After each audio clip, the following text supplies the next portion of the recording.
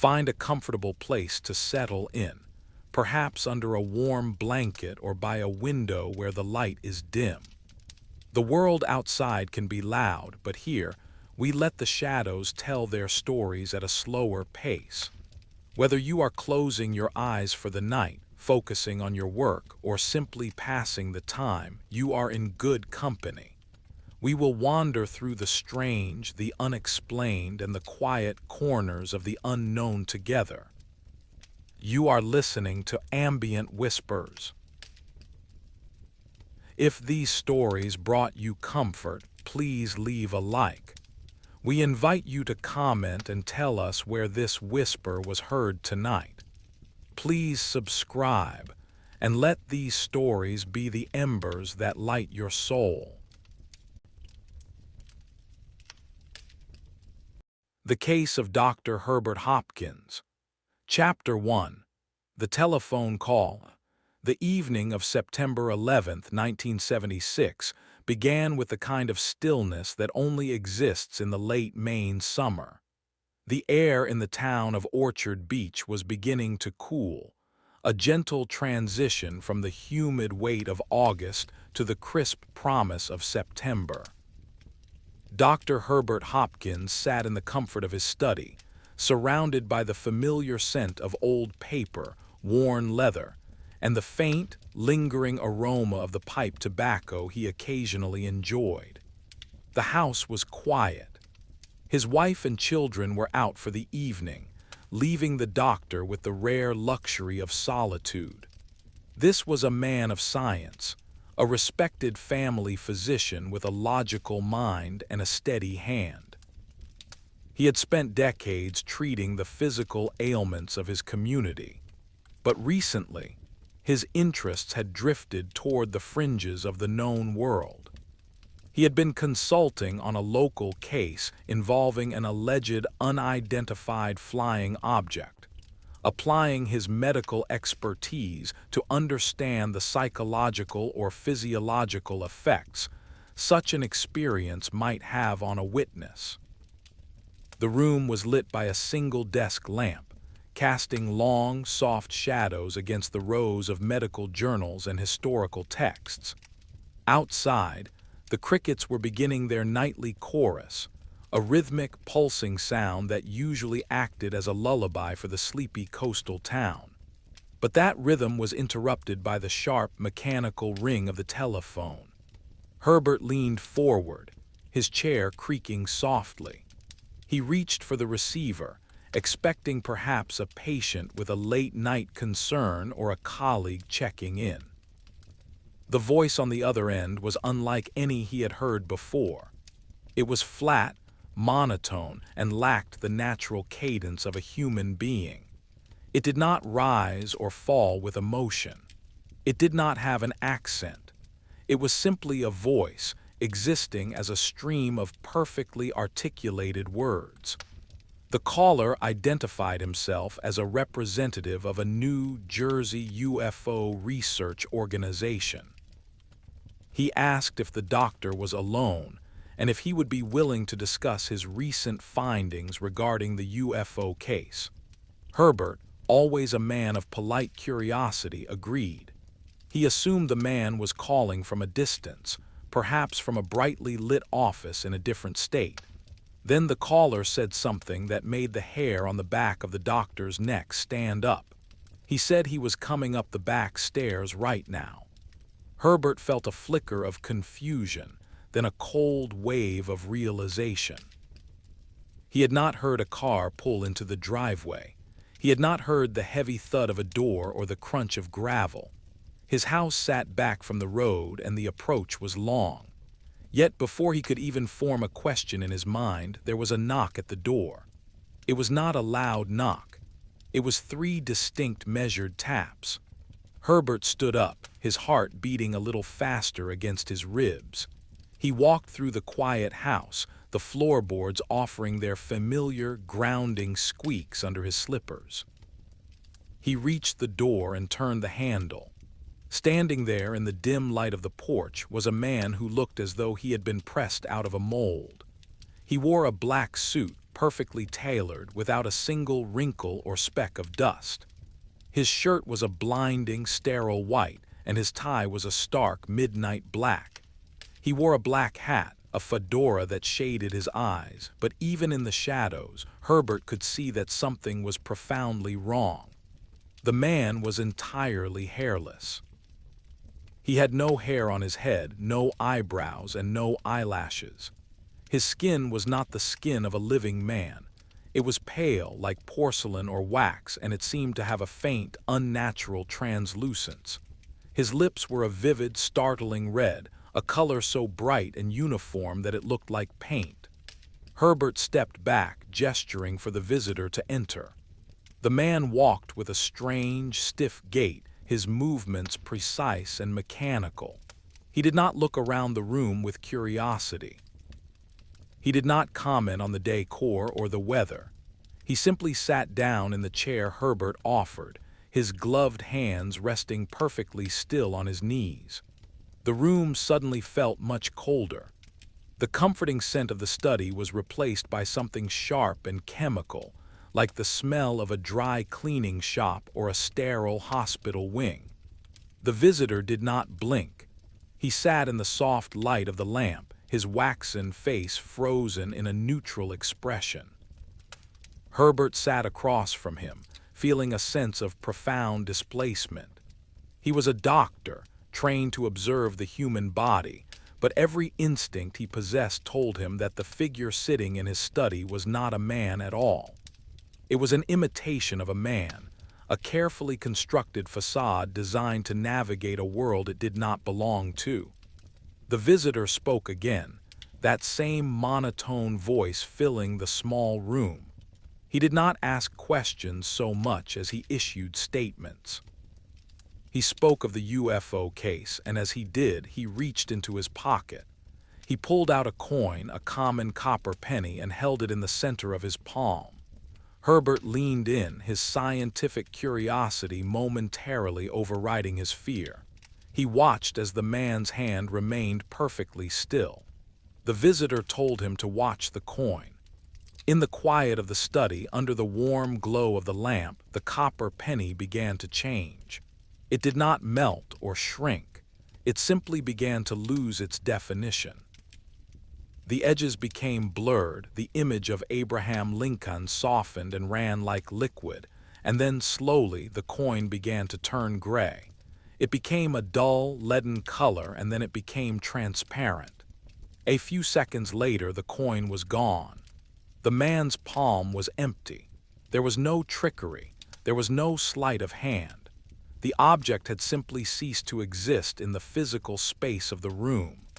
The visitor looked at Herbert, his painted red lips remaining motionless as he spoke. He told the doctor that the same thing would happen to his research, and perhaps to his memories if he continued his investigation. The air in the room felt heavy, as if the atmospheric pressure had suddenly shifted. Herbert found it difficult to breathe. The clock on the wall seemed to tick louder, each second stretching out into an eternity of silence. The man in the black suit stood up, his movements as fluid and unsettling as a shadow. He told Herbert that he was tired and that his energy was running low. He walked toward the door, his stiff legs moving in that same rhythmic, unnatural pattern. Herbert followed him, watching as the man descended the back stairs and vanished into the darkness of the main night. There was no sound of a car engine starting. There were no retreating footsteps. There was only the return of the crickets, their rhythmic chirping sounding thin and fragile in the wake of the visitor's departure. Herbert stood in the doorway for a long time, the cool night air brushing against his face. He looked down at the floor where the visitor had stood, half expecting to see some sign of his presence, but there was nothing. No footprints, no scent, no physical proof that the man in the black suit had ever been there. He went back into his study and sat in his chair. The lamp was still glowing, the journals were still on the shelves, but the world felt irrevocably changed. The boundaries of reality had thinned, and through the crack, something cold and alien had looked back at him. He reached for his notes on the UFO case, the pages he had spent weeks compiling. He looked at the words, the diagrams, the testimonies. They seemed distant now, like artifacts from a life he no longer fully understood. He remembered the coin, the way it had dissolved into nothingness, and a deep, unsettling chill settled in his bones. He realized then that the visitor had not just been a messenger. He was a demonstration, a reminder that there are forces in this world that do not follow the laws of physics, and that sometimes seeking the truth is like walking into a fog where the ground can simply vanish beneath your feet. Chapter 2. The Waning Light. The door clicked shut with a sound that felt final, echoing through the hollow hallway of the doctor's home. Herbert Hopkins stood with his hand still resting on the cool brass knob, his fingers trembling ever so slightly. He remained there for several minutes, listening. He was listening for the sound of a car door slamming, the crunch of tires on the gravel driveway, or even the distant rustle of leaves that might signal a person moving through the brush. But there was nothing.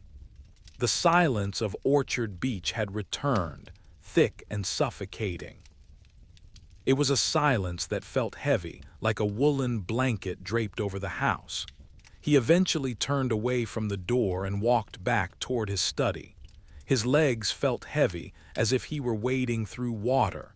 Every familiar object in his home now looked different. The grandfather clock in the hall, with its steady, rhythmic tick-tock, felt like a heartbeat that was slightly out of sync with his own. The floral wallpaper, usually so cheerful and domestic, seemed to pulse with a strange, muted energy in the dim light. When he re-entered the study, the first thing he noticed was the smell. It was not the pipe tobacco or the old books anymore. It was a sharp, ozone-like scent, the kind of smell that lingers in the air after a lightning strike or around heavy electrical machinery. It was cold and metallic. Herbert sat back down in the leather chair where he had sat during the interview. He looked at the empty space where the man in the black suit had been. The indentations on the seat cushion were already fading, the leather springing back into place as if no weight had ever pressed down upon it. His eyes drifted to the floor. There, near the leg of the chair, he saw something small and glinting. He leaned forward, his heart skipping a beat. He reached down and picked up two small, circular objects. They were not coins. They were pills or perhaps capsules, but they did not look like any medication Herbert had ever prescribed in his decades of medical practice. They were a deep, vibrant blue, but the color seemed to shift and swirl beneath the surface, like a captive liquid. He held them in the palm of his hand, much like the visitor had held the penny. They felt unnaturally heavy for their size, and they were cold. Not just room temperature cold, but a deep, biting chill that seemed to seep into his skin. He placed the blue spheres on his desk, under the pool of light from the lamp. As he watched, they seemed to vibrate. It was a movement so subtle it was almost imperceptible, a high-frequency hum that he felt in his teeth more than he heard with his ears. Herbert pulled a magnifying glass from his desk drawer. He leaned in, his breath hitching. Under the glass, the blue objects did not have the texture of plastic or gelatin. They looked like polished stone, or perhaps a type of glass that had been crafted with impossible precision. There were no seams, no markings, and no labels. The doctor's mind raced. He thought about the man's claim of low energy. He thought about the monotone voice and the plastic, unmoving lips.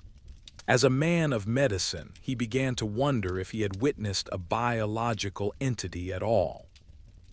Perhaps he had been visited by something mechanical, a vessel for a consciousness that originated somewhere very far from Maine. He reached for his telephone. He wanted to call his colleagues to tell someone what had happened, but his hand stopped midair. He remembered the visitor's warning. The same thing will happen to your research. He looked at his files. He had been studying the Barney and Betty Hill case, as well as several local sightings that had occurred near the coast. His notes were meticulous, filled with sketches of lights in the sky and transcripts of interviews with terrified witnesses.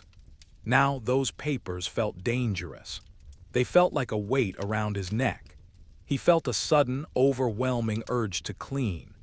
It was a strange reaction to a supernatural encounter, but he felt that if he could just restore order to the room, the world might return to its proper axis. He began to straighten the books on his shelves, aligning the spines with obsessive care. He dusted the surface of his desk, avoiding the two blue spheres that sat like tiny, watchful eyes in the center of the blotter. Outside, the wind began to pick up. It wasn't a storm, just a restless breeze that rattled the window panes in their wooden frames. To Herbert, every rattle sounded like a knock. Every shadow cast by the swaying trees outside looked like a tall man in a black hat. He walked over to the window and pulled the heavy velvet curtains shut, sealing himself inside the small circle of lamplight. He began to feel a strange sensation in his head. It wasn't a headache, but a feeling of pressure, as if his thoughts were being compressed. He realized that his memory of the visitor's face was already starting to blur. He could remember the red lips and the lack of eyebrows, but the specific geometry of the man's features was slipping away, like a dream that dissolves upon waking. Grabbed a pen and a notepad. He had to write it down. He had to record the details before they were gone. September 11, 1976, he wrote, "Visitor arrived at approximately 9 o'clock. No vehicle observed. Subject appeared to be male, approximately 6 feet tall, entirely hairless. Skin appeared waxen or artificial." As he wrote, the ink on the page seemed to shimmer. He described the coin. He described the way it vanished into gray mist. He described the low energy. But as he reached the end of his description, he looked back at the top of the page. The words were there, but they felt foreign. It was as if he were reading someone else's notes. The emotional connection to the event was being severed, leaving behind only the dry, cold facts. He looked at the two blue pills again. They were no longer vibrating. They sat perfectly still. A sudden wave of exhaustion washed over him. It was a heavy, leaden tiredness that he could not fight. His eyelids felt like they were made of iron. He slumped back in his chair, the pen slipping from his fingers and rolling across the desk. He didn't fall asleep in the traditional sense. He drifted into a state of semi-consciousness, where he could still hear the ticking of the clock and the wind against the house, but his mind was elsewhere. He saw visions of vast, empty spaces. He saw geometric shapes moving through a void of perfect blackness. He saw the penny, still gray and translucent, floating in a place where time did not exist. In this half-dream, the man in the black suit returned. He didn't speak, but Herbert felt a message being pressed into his mind. It was a message of futility. The message told him that some doors are meant to stay closed and that some questions are better left unasked. When Herbert finally jolted awake, the room was gray with the first light of dawn. The lamp on his desk was still on, but its light looked sickly and pale against the coming morning. He blinked, rubbing his eyes. His neck was stiff and his joints ached from sleeping in the chair. He looked down at his desk, expecting to see his notes and the blue pills. The notepad was there, but the page he had written on was blank. Not just erased, but smooth, as if no pen had ever touched the fibers of the paper. And the blue pills were gone. There was no trace of them. No mark on the desk, no residue, nothing. Herbert sat in the silence of the morning, watching the dust motes dance in the early light. He felt a profound sense of loss, but also a strange, hollow relief. The evidence was gone. The threat had been carried out. He stood up and walked to the kitchen to put on a pot of coffee. The routine of measuring the grounds and filling the water carafe felt grounding. The sound of the water bubbling was a normal human sound. But as he looked out the kitchen window at the dew-covered lawn, he noticed something. There in the grass were two perfectly circular patches of brown, dead vegetation. They were small, no larger than a coin, and they were located exactly where a person would have stood if they were looking into the kitchen window. Herbert gripped the edge of the counter. The visitor might have left his study, but he had stayed on the property. He had watched. The doctor poured his coffee, but he didn't drink it. He simply held the warm mug in his hands, staring out at the Maine morning, wondering how much of his own life was still his, and how much had been taken away in the span of a single, silent night. He knew then that he would not finish his report on the UFO sightings. He would burn the files. He would tell his wife that he had simply lost interest in the subject. He would return to being a simple country doctor, a man of science and logic. But he also knew that every time the telephone rang in the quiet evening, or every time he heard a knock at the door, a part of him would expect to see those painted red lips and that waxen, hairless face waiting for him in the shadows. Chapter 3. The Dissolving Records. The morning sun began to climb higher over the Maine coastline, but the warmth did not seem to reach the interior of the Hopkins household. Herbert stood in his kitchen, the steam from his untouched coffee rising in a thin, lazy spiral.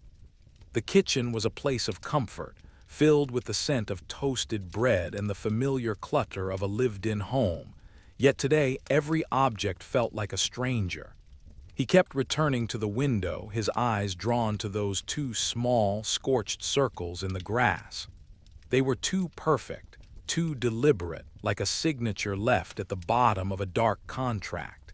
He knew what he had to do.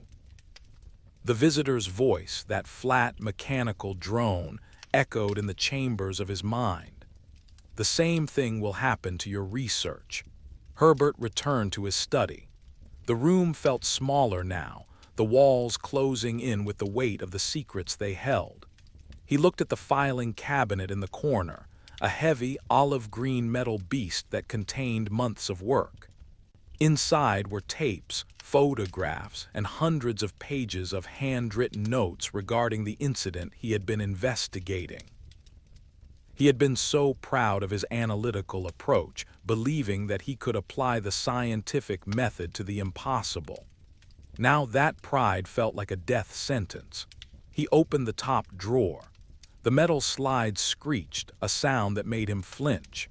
He reached for the thickest folder labeled Case File. September Incident.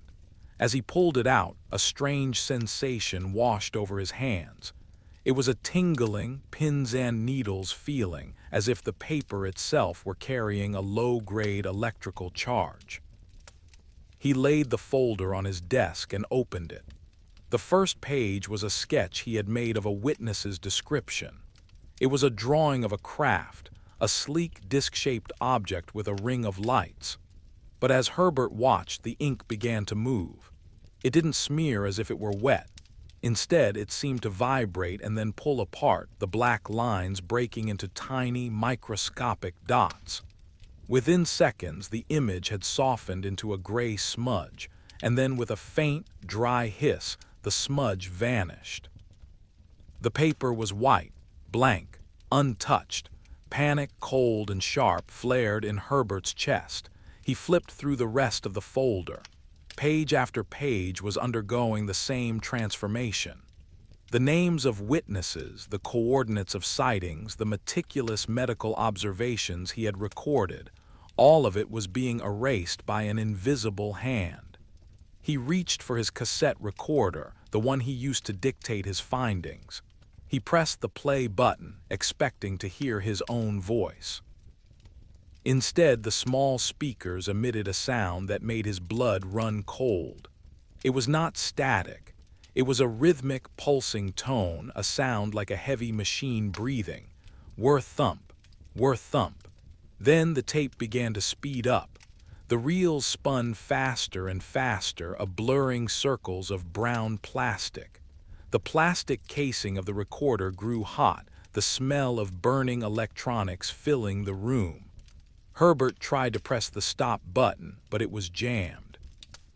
Suddenly, the tape snapped with a sharp pop, and the loose end began to dissolve, turning into a fine gray ash that drifted onto the desk.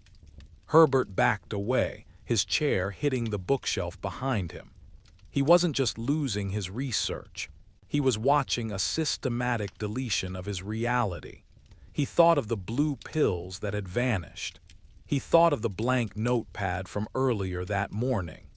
It wasn't just the physical objects being targeted, it was the very information they carried. He scrambled to the fireplace in the living room. Even though the morning was warming up, he felt a desperate need for a fire. He grabbed a stack of remaining files, anything that hadn't yet turned to blank paper, and threw them into the hearth. He struck a match, his hands shaking so violently that he dropped the first two. Finally, a flame took hold. The paper began to curl and blacken. Herbert watched the orange embers consume his work, hoping that by destroying it himself, he might satisfy whatever force was monitoring him. He felt like a man in a life raft throwing his supplies overboard to stay afloat. As the fire roared, he felt a sudden presence behind him. He spun around, expecting to see the man in the black suit standing in the doorway. But the doorway was empty. Instead, he noticed the television in the corner. It was an old, heavy set with a wood grain finish. It wasn't turned on, but the glass screen was glowing with a faint, pale luminescence. A shape was forming in the static behind the glass, a face. It was the hairless, waxen face of his visitor. The image didn't speak. It simply stared, those painted red lips curved into a slight, mocking shadow of a smile. Herbert grabbed a heavy brass poker from the fireplace set and raised it, his knuckles white. "Leave me alone," he whispered, his voice cracking. "I'm doing what you asked. I'm destroying it all." The image on the screen flickered, then vanished. The glow faded, leaving only the dark, reflective glass of the television. Herbert sank to his knees on the rug, the heat of the fire pressing against his face. He stayed there for a long time, watching the last of his notes turn to ash. He felt a profound sense of emptiness, a void where his curiosity and professional drive used to be. He realized that the cozy, spooky quiet of his home was no longer a comfort. It was a cage. The stillness was no longer peaceful. It was a sign of observation. He was being watched from the shadows of his own bookshelves, from the dark glass of his appliances, and from the very air that smelled of ozone and burnt paper. He looked down at his hands. They were covered in the gray ash of his life's work. He rubbed them together, trying to clean them, but the ash seemed to stain his skin. A permanent reminder of the night the world became much larger and much more terrifying than he had ever imagined. He knew that he would never speak of this to the authorities. Who would believe a doctor who claimed a man in a black suit made a penny disappear? Who would believe in blue pills that vibrated and tapes that turned to dust? He was a man of science who had found the limit of science. He had reached the edge of the map, and he had found that the monsters were real, and they wore tailored suits. As the fire died down to glowing coals, Herbert Hopkins stood up. He walked to the kitchen and finally took a sip of his coffee. It was cold, bitter. He looked out the window one last time. The scorched circles in the grass were already beginning to fade, the green blades of the Maine summer reclaiming the earth. But Herbert knew they were still there, hidden just beneath the surface, like the memory of the man who had no hair, no eyebrows, and a voice like a dead machine. Chapter 4. The Echoes of the Void. The weeks that followed the visit were marked by a silence so profound it felt heavy. To the outside world, Dr. Herbert Hopkins was the same man, a dedicated physician, a quiet neighbor, and a steady presence in the coastal community of Orchard Beach. He saw his patients, he wrote his prescriptions, and he nodded politely to the postman. But beneath the surface of his routine, the doctor was living in a world that had been hollowed out. His study, once his sanctuary, had become a room he avoided after sunset. The smell of ozone had eventually faded, replaced by the mundane sense of dust and floor wax, yet the atmosphere remained charged. Whenever he sat at his desk, his eyes would involuntarily dart to the floor, searching for the blue spheres that weren't there, or to the fireplace, where the ghosts of his research had ascended in smoke. One Tuesday afternoon, while the late September sun cast long, golden fingers across his medical journals, Herbert decided to test the boundaries of his new reality. He sat down with a fresh notepad and a fountain pen. He intended to write a simple letter to a colleague in Boston, nothing related to the incident, just a professional inquiry about a new treatment for hypertension. He pressed the nib to the paper.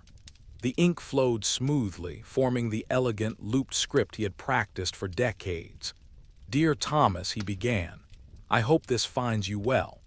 As he reached the end of the first paragraph, a cold draft swept through the room, despite the windows being locked tight. The temperature plummeted, and Herbert saw his own breath bloom in a small, white cloud before his face. He looked down at the letter. The words were changing. The black ink didn't dissolve this time, it shifted. The letters crawled across the page like tiny, frantic insects rearranging themselves. Herbert watched, frozen in a mixture of horror and clinical fascination. The letter no longer addressed Thomas.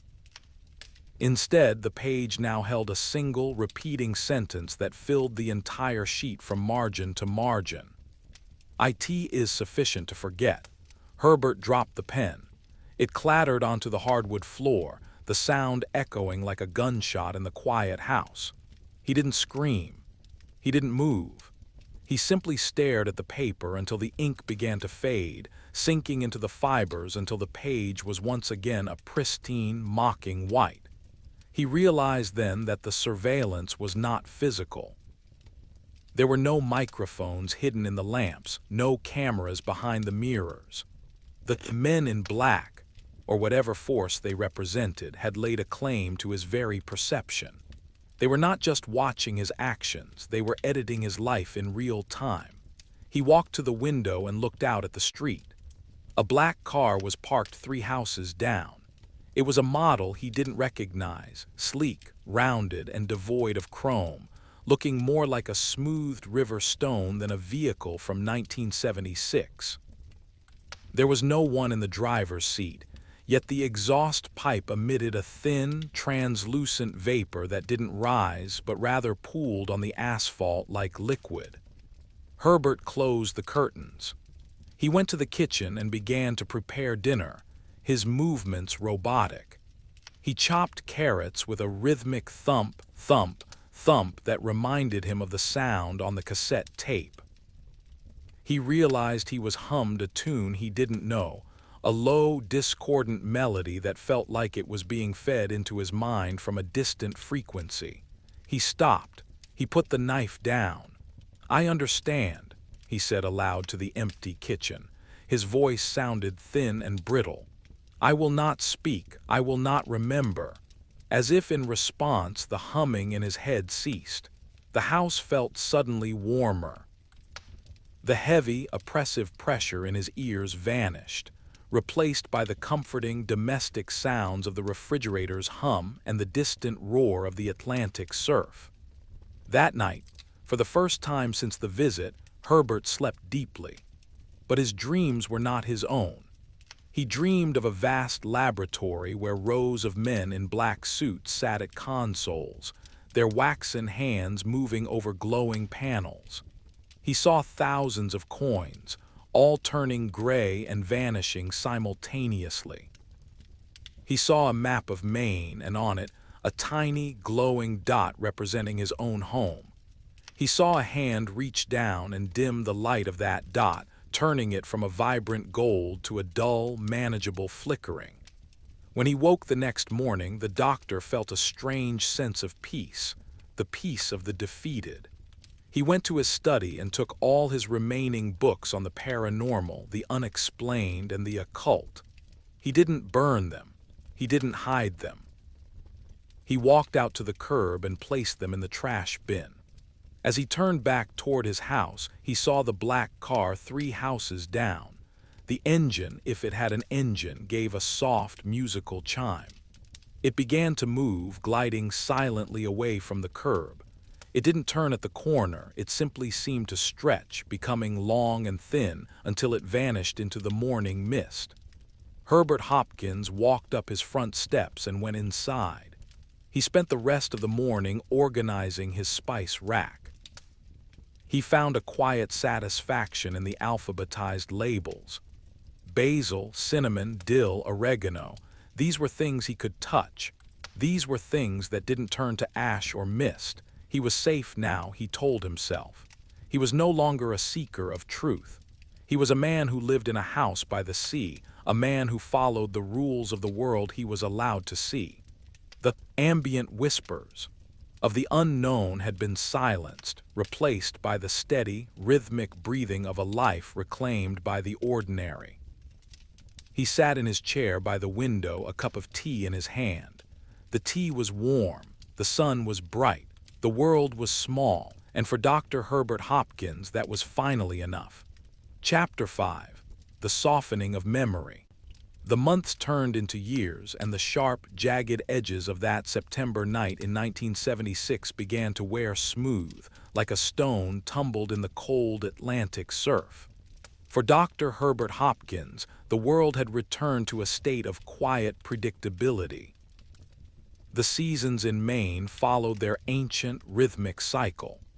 The vibrant oranges and deep reds of autumn gave way to the skeletal beauty of winter, and the winter eventually melted into the tentative green promise of spring. In his medical practice, the doctor remained a figure of calm and reliability. He listened to the heartbeats of newborn babies and checked the blood pressure of the elderly. He spoke of practical things, diet, exercise, and the steady passage of time.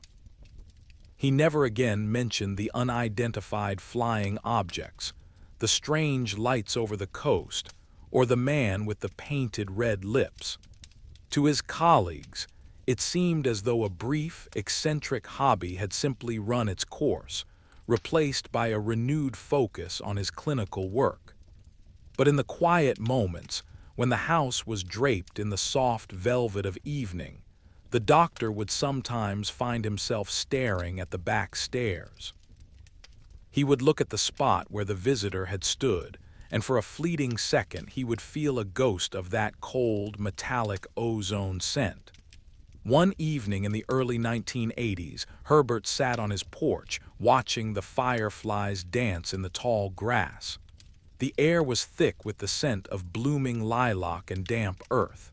He held a book in his lap, a simple biography of a 19th-century explorer, but he wasn't reading. He was listening to the world. He realized then that the greatest trick the visitors had played was not the vanishing of the coin or the erasure of his notes. It was the way they had made him feel small. They had shown him a glimpse of a vast, indifferent universe, and then they had gently pushed him back into his own little corner of it, closing the door behind them. He thought about the coin. He wondered where it had gone. Was it sitting on a shelf in some sterile, alien laboratory? Or had it truly ceased to exist, its atoms scattered across the dimensions? He realized he no longer felt the need to know. The mystery was no longer a burden. It was a part of the landscape of his life, like a distant mountain that is always visible but never reached. His wife came out onto the porch, her footsteps soft on the wooden planks. She placed a hand on his shoulder, a warm and grounding presence. "The tea is ready, Herbert," she said softly. He looked up at her and smiled.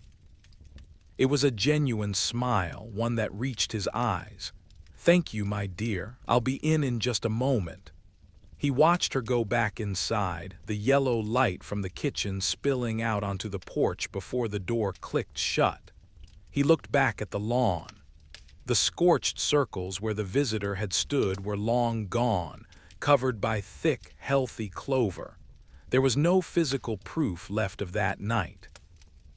Even the memory of the visitor's face had become a blur of waxen skin and red lips, more like a character from a half-remembered dream than a living being.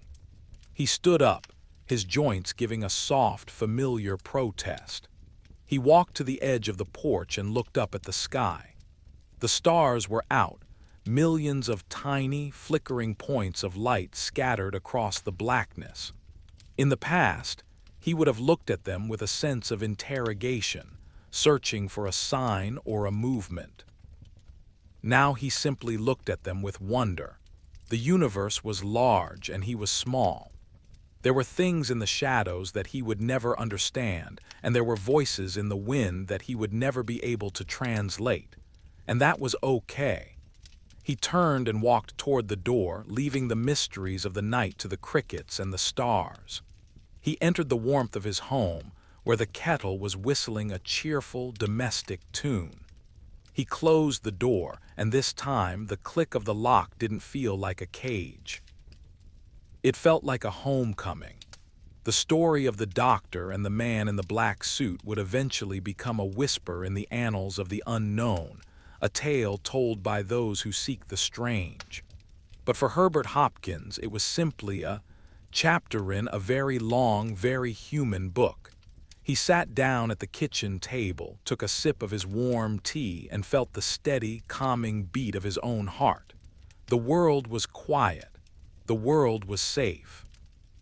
And as the moon rose over the Maine coast, the doctor finally let the memory drift away, dissolving into the peaceful, ambient silence of the night. The watcher on the curb. The Jack Robinson incident. Chapter 1. The Jersey Twilight. The late 1960s in New Jersey carried a specific kind of energy. It was a landscape of red brick apartment buildings, the distant hum of the turnpike, and the constant, flickering glow of neon signs reflecting off damp pavement. For Jack Robinson, a man whose life was dedicated to the meticulous study of the unexplained, his apartment was both a sanctuary and a laboratory. Jack was not a man given to flights of fancy. He was a researcher by trade and temperament, a collector of data who preferred the cold weight of a photograph or the steady crawl of a magnetic tape to the airy whispers of hearsay. His home was a testament to this pursuit. Shelves groaned under the weight of binders filled with sightings from the tri-state area, and his desk was a chaotic but organized landscape of magnifying glasses, local newspapers, and a heavy, silver-bodied camera. His wife, Mary, shared this life with a quiet, supportive grace.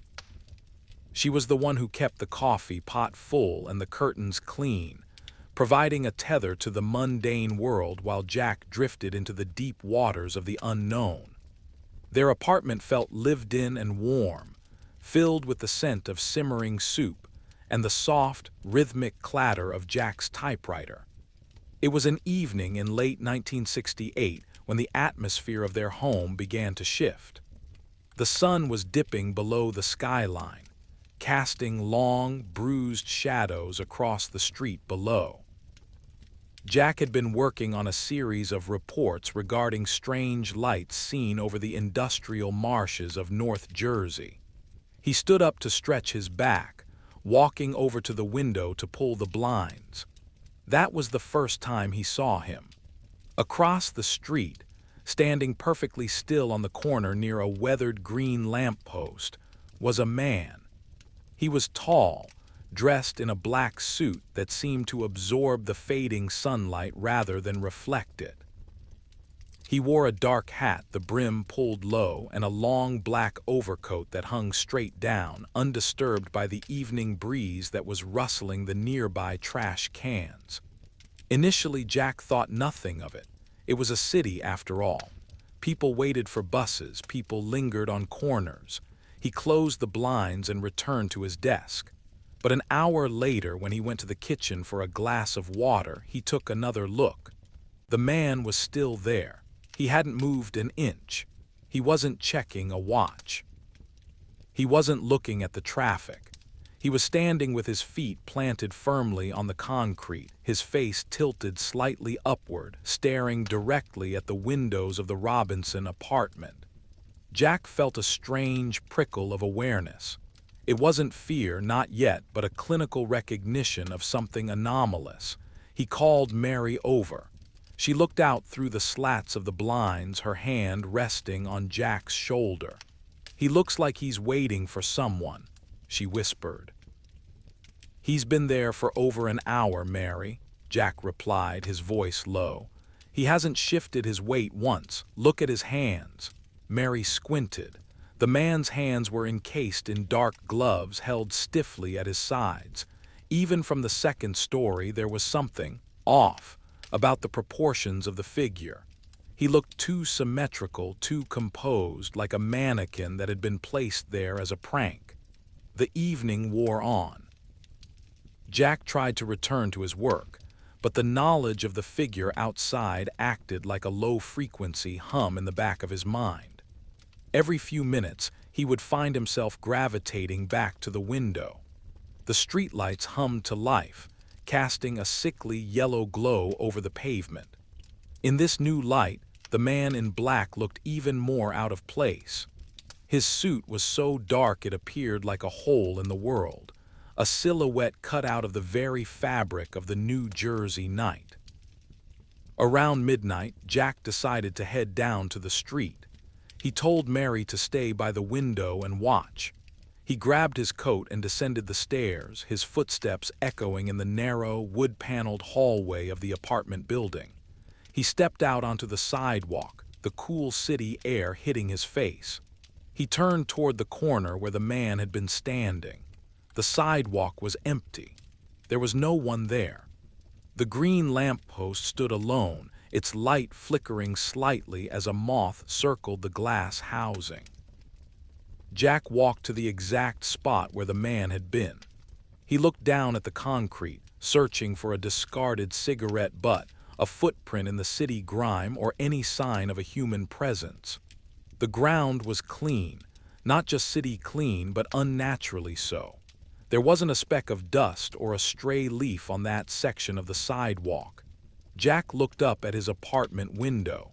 He could see Mary's silhouette behind the blinds. He waved to her and she waved back. When he returned upstairs, Mary met him at the door, her face pale. "Jack, he didn't walk away," she said, her voice trembling. "What do you mean, he's gone?" "He didn't move until you opened the front door downstairs," Mary explained, clutching her cardigan tight around her. "The moment the door clicked, he didn't turn or run, he just faded. 1 second he was under the lamp, and the next, the light was just shining on the empty ground. It was like a television being turned off." Jack sat down at the kitchen table, the silence of the apartment feeling suddenly very fragile. He reached for his notebook and opened it to a fresh page. He didn't write about UFOs or marsh lights. He wrote about the man in the black suit. He described the stillness. He described the way the light seemed to die around the figure, and he noted the time, 12:15 in the morning. Outside, the city of New Jersey continued its restless sleep. The distant sirens wailed and the hum of the turnpike persisted, but inside the Robinson apartment, a new kind of quiet had taken root. It was the quiet of a trap being set, or a long, patient observation beginning. Jack looked at his camera sitting on the desk. Its glass lens reflected the kitchen light like a cold, unblinking eye. He knew with a certainty that chilled his blood that the man would be back. He wasn't a traveler passing through, he was a sentinel. And Jack Robinson, the man who hunted mysteries, had finally become the prey. He turned off the kitchen light, but he didn't go to bed. He sat in the dark, his eyes fixed on the sliver of street visible through the blinds, waiting for the shadow to return to the lamppost. The ambient whispers of the city felt different now. They weren't just background noise anymore. They were the sounds of something vast and hidden, moving just out of sight, watching and waiting for the right moment to step into the light. Chapter 2. The Glass Eye. The morning of the second day arrived with a gray, dismal light that seemed to filter through the Jersey smog like charcoal. Jack had barely slept. He had spent the early hours of the morning pacing the perimeter of the living room, his mind churning through every rational explanation he could muster. Perhaps it was a government agent. Perhaps it was a disgruntled witness from a previous case. But deep in his gut, the logic of a researcher was being replaced by the intuition of a man who knew he was being hunted by something that didn't breathe the same air he did. Mary was in the kitchen, the soft clinking of a spoon against a porcelain mug providing the only comfort in the stifling atmosphere. She didn't ask if he had seen the man again. She didn't need to. The tension in Jack's shoulders told her everything. By 10 o'clock in the morning, the street was busy with the usual local traffic. Delivery trucks rattled over the potholes, and neighbors hurried along the sidewalk with their collars turned up against the damp wind. Jack stood by the window, peeking through the thin gap in the curtains. The man was back. He stood in the exact same spot as the night before, his boots positioned perfectly within the invisible boundary of that one concrete slab near the lamppost. In the harsh light of day, the black suit looked even more surreal. It was too black. It was a matte, light-absorbing fabric that seemed to defy the natural reflections of the sun. "He's there, Mary," Jack whispered. Mary joined him, her breath hitching. "In broad daylight, he doesn't care who sees him. Look at the people walking past him," Jack noted, his eyes narrowed. A woman pushing a stroller walked within inches of the man in black. She didn't look up. She didn't swerve. A group of teenagers walked by, laughing and jostling one another, but not one of them glanced at the towering, motionless figure in the dark overcoat. It was as if the man existed on a frequency that the average person simply could not perceive. He was a blind spot in the collective consciousness of the street. "Get the camera," Jack said, his voice regaining a bit of its professional steel. "The 8mm, and the tripod." If this was a haunting, Jack was determined to capture it on celluloid. He wanted proof that could be projected onto a screen, something that couldn't be dismissed as a trick of the light or a tired mind. They set up the tripod several feet back from the window to ensure the lens was hidden in the shadows of the room. Jack carefully threaded the film, the mechanical clicking of the camera feeling loud and intrusive in the quiet apartment. He checked the focus, peering through the viewfinder. Through the glass of the lens, the man in black looked even more terrifying. His face was a pale, featureless mask beneath the shadow of his hat. He had no discernible expression. He simply stood, his gloved hands crossed at his waist, staring directly toward the camera lens. It was as if he knew he was being recorded, as if he were posing for a portrait of the impossible. Jack pressed the trigger. The camera began to whir, a steady, rhythmic sound that filled the room. Click, click, click, click. Each frame of film was capturing a fraction of a second of this impossible vigil. "I'm going to go down there again," Jack said, his eyes still glued to the viewfinder. "I want you to keep the camera running. If he disappears when I open the door, I want to see what it looks like on film." Mary nodded, her hands trembling as she took hold of the camera handle. "Please be careful, Jack. There is something wrong with the way he stands. He doesn't move his chest. He isn't breathing." Jack didn't answer. He grabbed his coat and headed for the door. As he descended the stairs, he felt a sense of profound vertigo. The wooden stairs felt soft. The walls of the hallway seemed to lean inward, and the air grew thick and sweet like the smell of rotting flowers. He reached the front door and took a deep breath. He threw it open and stepped out onto the sidewalk. Just as Mary had described, the spot was empty. The sidewalk was a barren stretch of gray concrete. The lamppost stood silent. The wind blew a discarded newspaper across the street, the paper tumbling over the very spot where the man had stood a second before. Jack didn't move. He stood on the stairs, his eyes scanning the rooftops, the parked cars, and the alleyways. There was no sign of him. He looked up at his window. Mary was still there, the camera still whirring away behind the glass.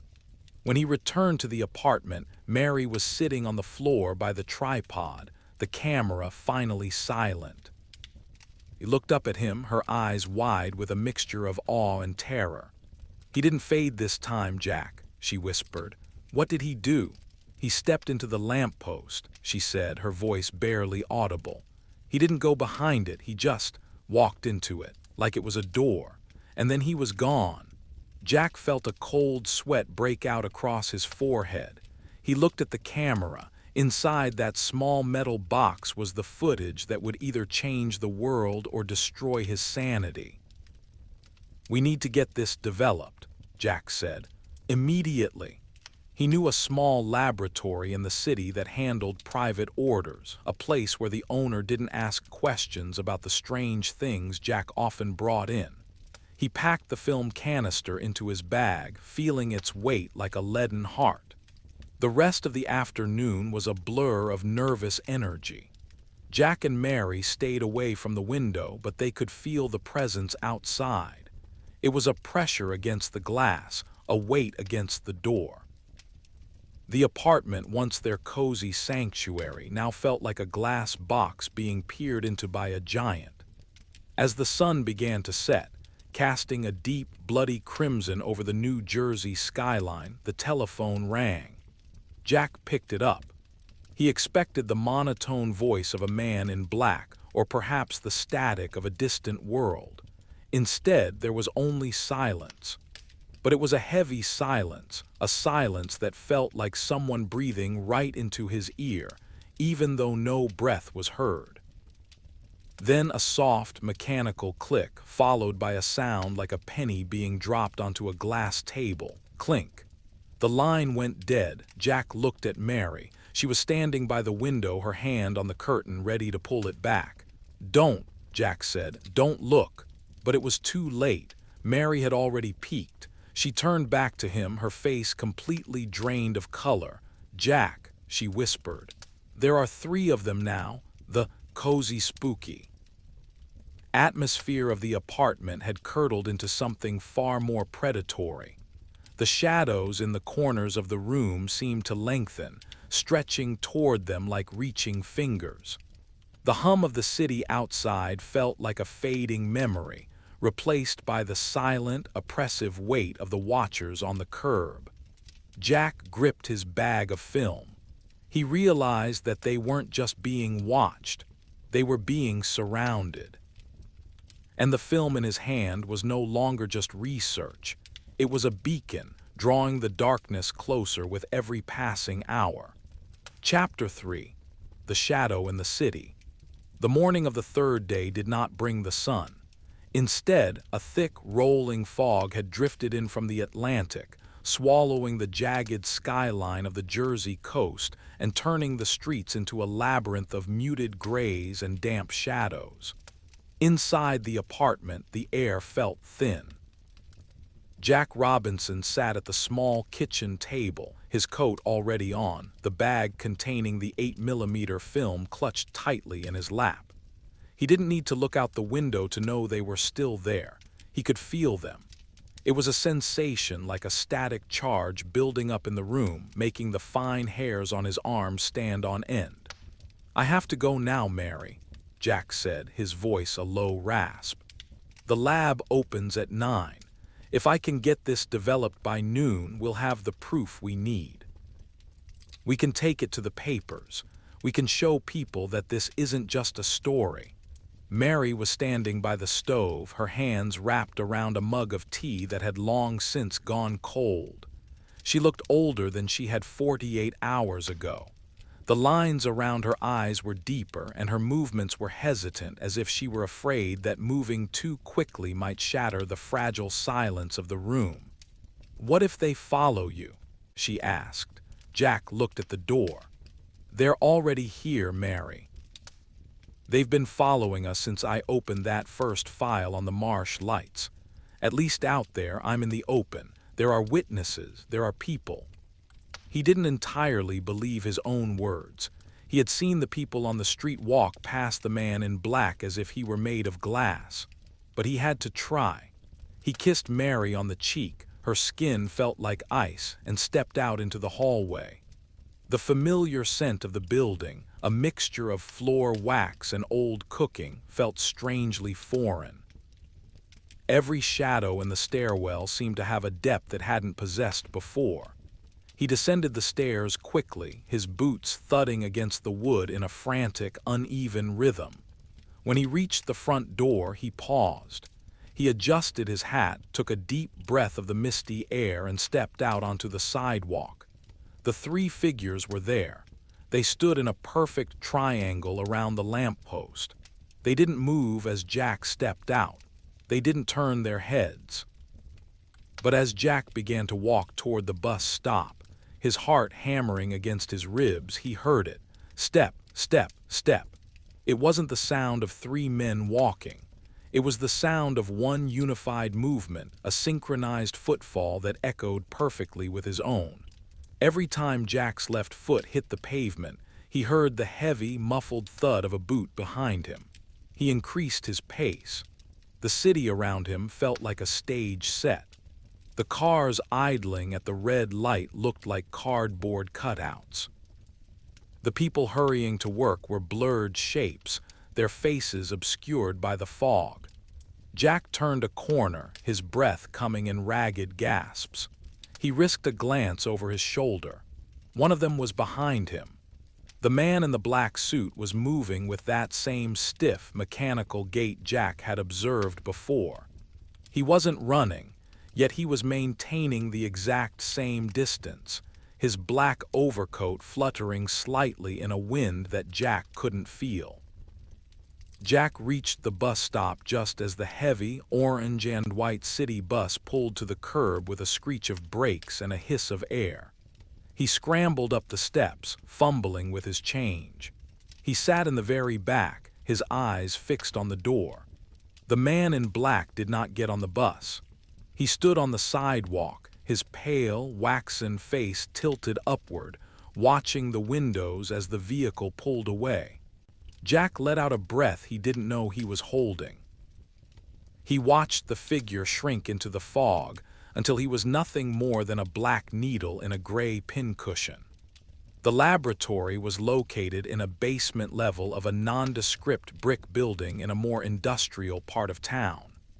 The owner, a man named Elias who had spent 40 years in darkrooms, was someone Jack trusted. Elias dealt in the physical reality of chemicals and light. He didn't care about the content of the film, only the quality of the grain.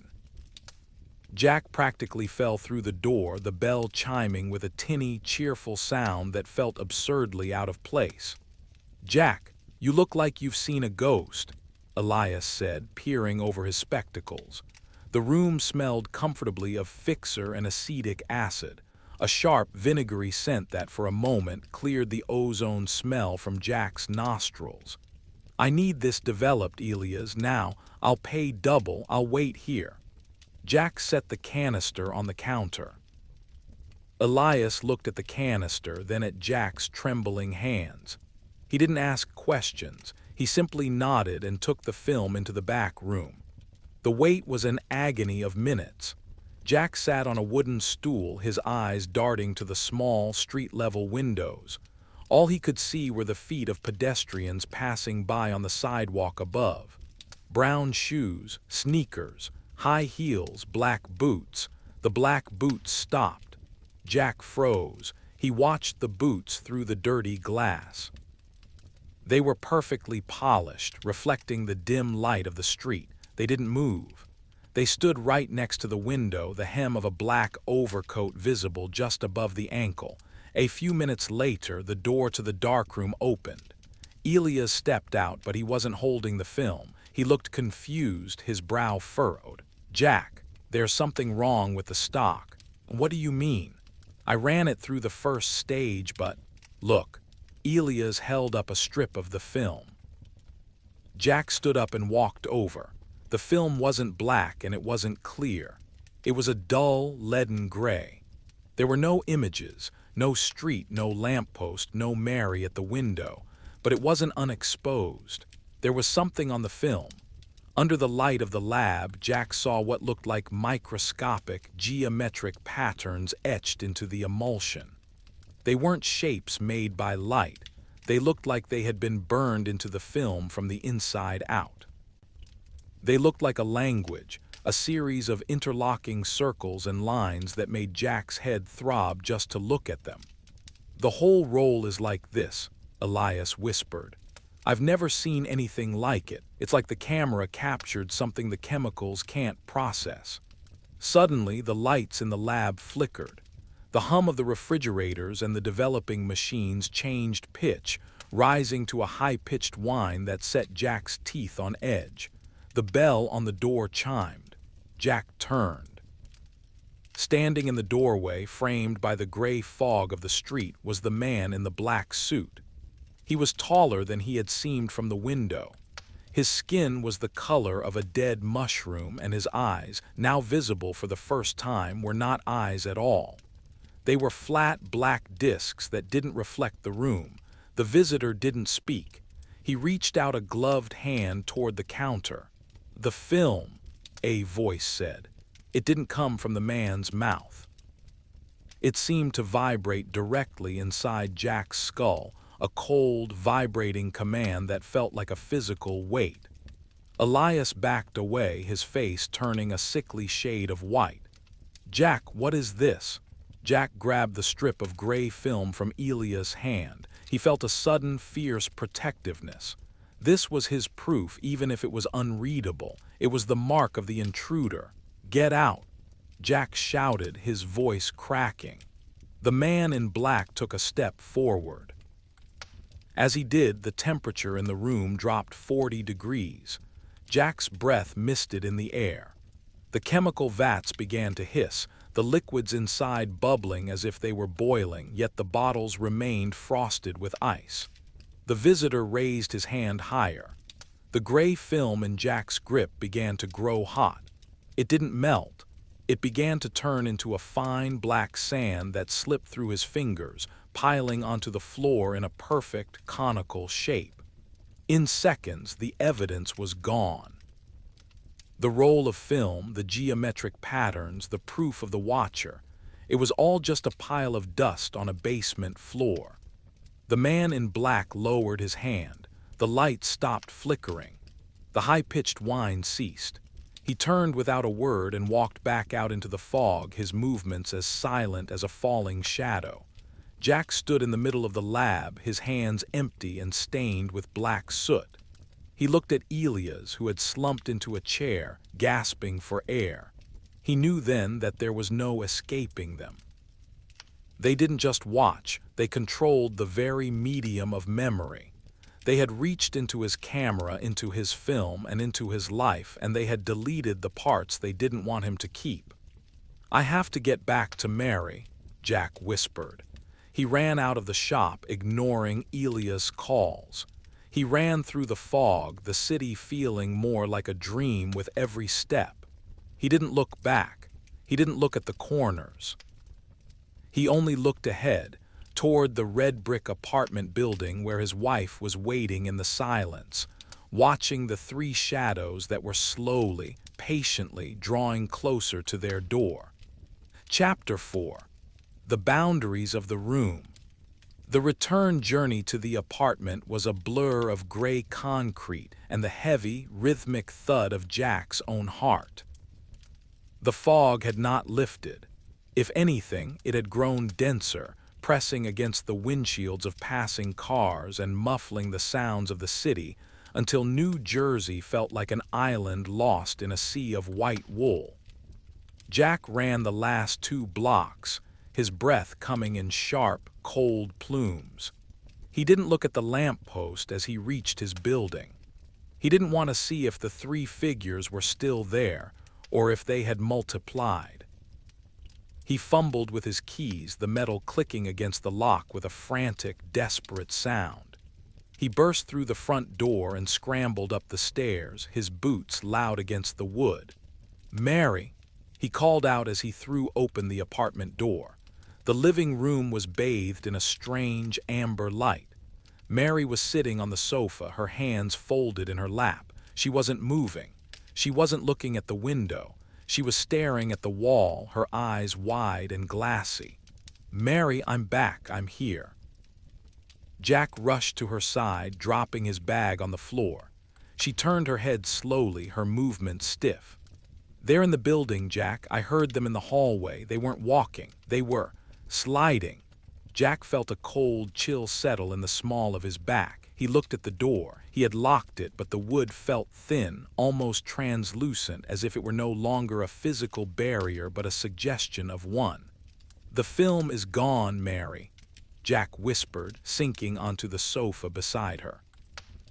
"It turned to dust in my hands. They didn't even have to touch it. They just willed it away." As he spoke, the apartment began to change. It started with the sounds.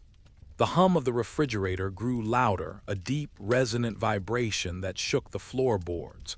The clock on the wall, a sturdy mahogany piece they had received as a wedding gift, began to tick backward. The hands spun with a dizzying speed, the mechanical clicking sounding like a swarm of insects.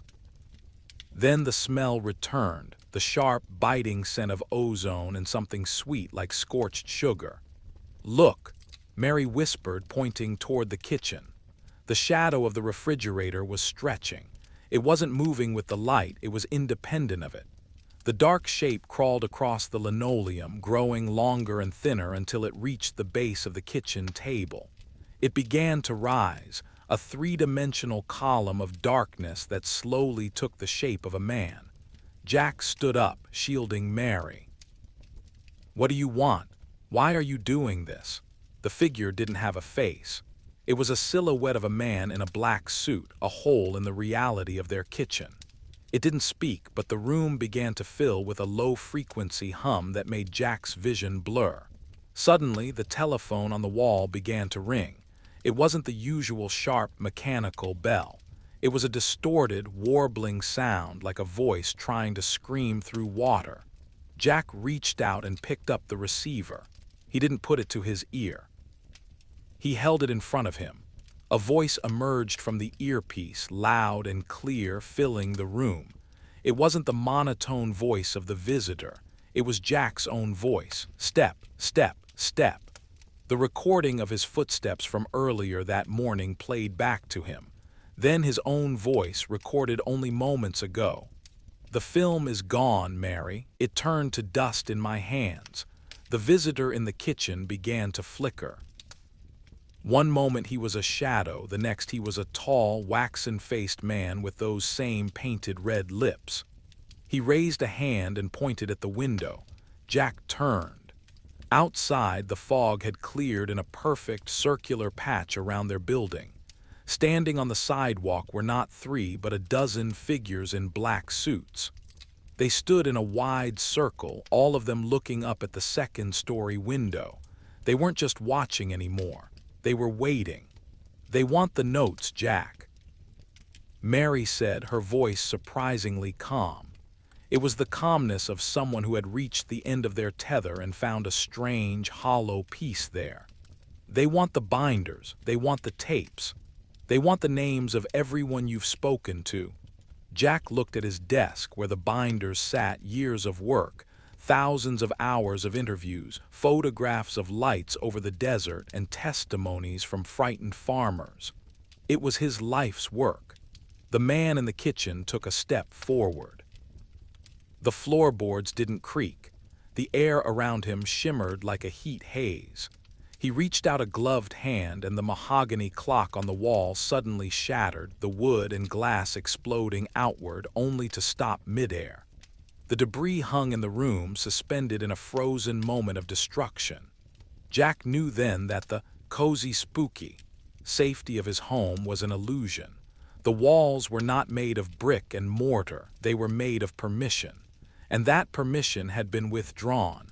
"Take them," Jack said, his voice cracking. "Take it all, just leave us alone." The figure in the kitchen tilted its head. The suspended pieces of the clock fell to the floor all at once, a clattering symphony of ruin. The visitor walked to the desk. He didn't pick up the binders, he simply placed his hand on the top shelf. A pale, blue light began to emanate from his palm. It spread through the books, the papers, and the tapes. Jack watched as the ink on his pages began to lift, floating into the air like a cloud of black gnats. The magnetic tape inside the cassettes unspooled, dissolving into fine, brown mist. Within minutes, the shelves were filled with blank paper and empty plastic shells. The information, the data that Jack had spent a lifetime collecting, had been harvested. The visitor turned back to Jack. For a second, his flat black eyes seemed to hold a flicker of something. Not pity, not malice, but a cold, analytical curiosity. Then he began to fade. He didn't walk away. He simply became less and less opaque until the kitchen was empty once more. Outside, the circle of men on the sidewalk began to move. They walked in different directions, melting into the fog with a synchronized grace. The amber light in the living room faded, replaced by the mundane gray of a New Jersey afternoon. Jack and Mary sat in the silence of their decimated sanctuary. The apartment was still there. The furniture was still there, but the spirit of the place had been hollowed out. "Is it over?" Mary asked. Jack looked at his empty shelves. He felt a profound sense of lightness, but it was the lightness of a vacuum. He realized that they had not just taken his research, they had taken his purpose. "It's over," he said. He walked to the window and pulled the blinds shut. He didn't want to see the lamppost. He didn't want to see the street. He wanted to live in the dark for a while, in a world where nothing was watched and nothing was recorded. But as he turned away, he noticed something on the floor near where the visitor had stood. It was a single black glove. Jack reached down to pick it up, but as his fingers brushed the fabric, the glove dissolved into a fine gray ash. It drifted into the cracks of the floorboards, vanishing forever. The ambient whispers of the city returned, the sirens, the tires, the distant shouts. The world was normal again, but Jack Robinson knew that the normalcy was just a thin coat of paint over a reality that was far more complex, far more silent, and far more patient than he had ever dared to imagine. Chapter 5. The Quiet After. The weeks that followed the harvest of Jack's research were characterized by a stillness that was both unsettling and, in a strange way, restorative. The fog eventually lifted from the streets of New Jersey, revealing a world that looked exactly as it had before. The green lamppost remained on the corner, its light flickering with the same erratic pulse. The neighbors continued their hurried walks to the bus stop, and the heavy trucks continued to rattle the window panes of the red brick apartment building. But inside the Robinson home, The atmosphere had undergone a permanent shift. The ambient whispers of the apartment were no longer the sounds of a busy researcher's life. There was no more rhythmic clatter of the typewriter. There was no more whirring of the film projector or the soft hiss of tape reels spinning late into the night. Jack and Mary moved through their rooms with a newfound gentleness. They spoke in lower tones, as if loud noises might draw the attention of a predator they had only just managed to escape. The empty shelves in the study were slowly filled with other things: potted plants that reached for the afternoon sun, framed photographs of family vacations, and books on gardening and local history. Jack found that his hands no longer shook when he reached for the morning paper. The drive to document the impossible had been replaced by a quiet, daily commitment to the ordinary. He took long walks through the city parks, watching the ducks glide across the ponds and the children playing on the swings. He looked at the trees and the sky, but he no longer searched for anomalies. He was content to let the sky be just the sky. One evening, nearly a year after the incident, Jack sat by the window in his favorite leather chair. The sun was setting, painting the Jersey skyline in shades of lavender and bruised gold. Mary was in the kitchen, the scent of baking bread filling the apartment with a warm, yeasty comfort. He looked down at the street corner. The lamppost was just beginning to hum, its light casting a soft circle on the concrete. For a moment, he thought he saw a flicker of movement, a tall, dark shape standing just at the edge of the glow. His heart didn't race. He didn't reach for a camera, he simply watched. The shape was just a shadow cast by a passing car. The corner remained empty. The watchers were gone. Or perhaps they had simply become so integrated into the fabric of his reality that they no longer needed to stand on the curb to see him. He realized then that he had been given a gift, though it had come at a terrible price. He had been released from the burden of knowing too much. The visitors had taken his evidence, but they had also taken the obsession that had consumed him for decades. They had returned him to the world of the living, to the world of bread and sunlight and the soft touch of his wife's hand. Mary walked into the room, holding 2 mugs of steaming tea. She sat on the arm of his chair and they watched the evening descend together. "It's a beautiful night, Jack," she said softly. "It is," he replied, and he meant it. The city of New Jersey hummed around them, a vast, complex machine of millions of lives. Somewhere out there, perhaps, other researchers were peering through telescopes or recording strange signals from the stars. Somewhere, another man in a black suit might be standing under a lamppost, watching a window with unblinking eyes. But here, in this small apartment, there was only the warmth of the tea and the steady, calming presence of a life reclaimed. The mysteries were still out there, hidden in the shadows and the fog, but they were no longer Jack Robinson's mysteries to solve. He took a sip of his tea, the warmth spreading through his chest. He felt a deep, sleepy sense of peace. The world was a strange place, yes, but it was also a beautiful one, filled with quiet corners and long, golden afternoons. As the stars began to appear over the Atlantic, Jack closed his eyes. The ambient whispers of his life were finally at rest. He was no longer the hunter or the prey. He was simply a man, sitting in the twilight, listening to the soft, rhythmic breathing of a world that was, for now, perfectly at peace. The story of the watcher on the curb faded into the back of his mind, becoming nothing more than a ghost of a memory, as light and inconsequential as the gray ash that had once been a black glove. Jack leaned his head back against the chair and let the silence take him, drifting into a deep, dreamless sleep, while outside the lamppost continued to shine its steady, lonely light onto the empty New Jersey street. The sky and the shadow. The Carlos de los Santos incident. Chapter 1.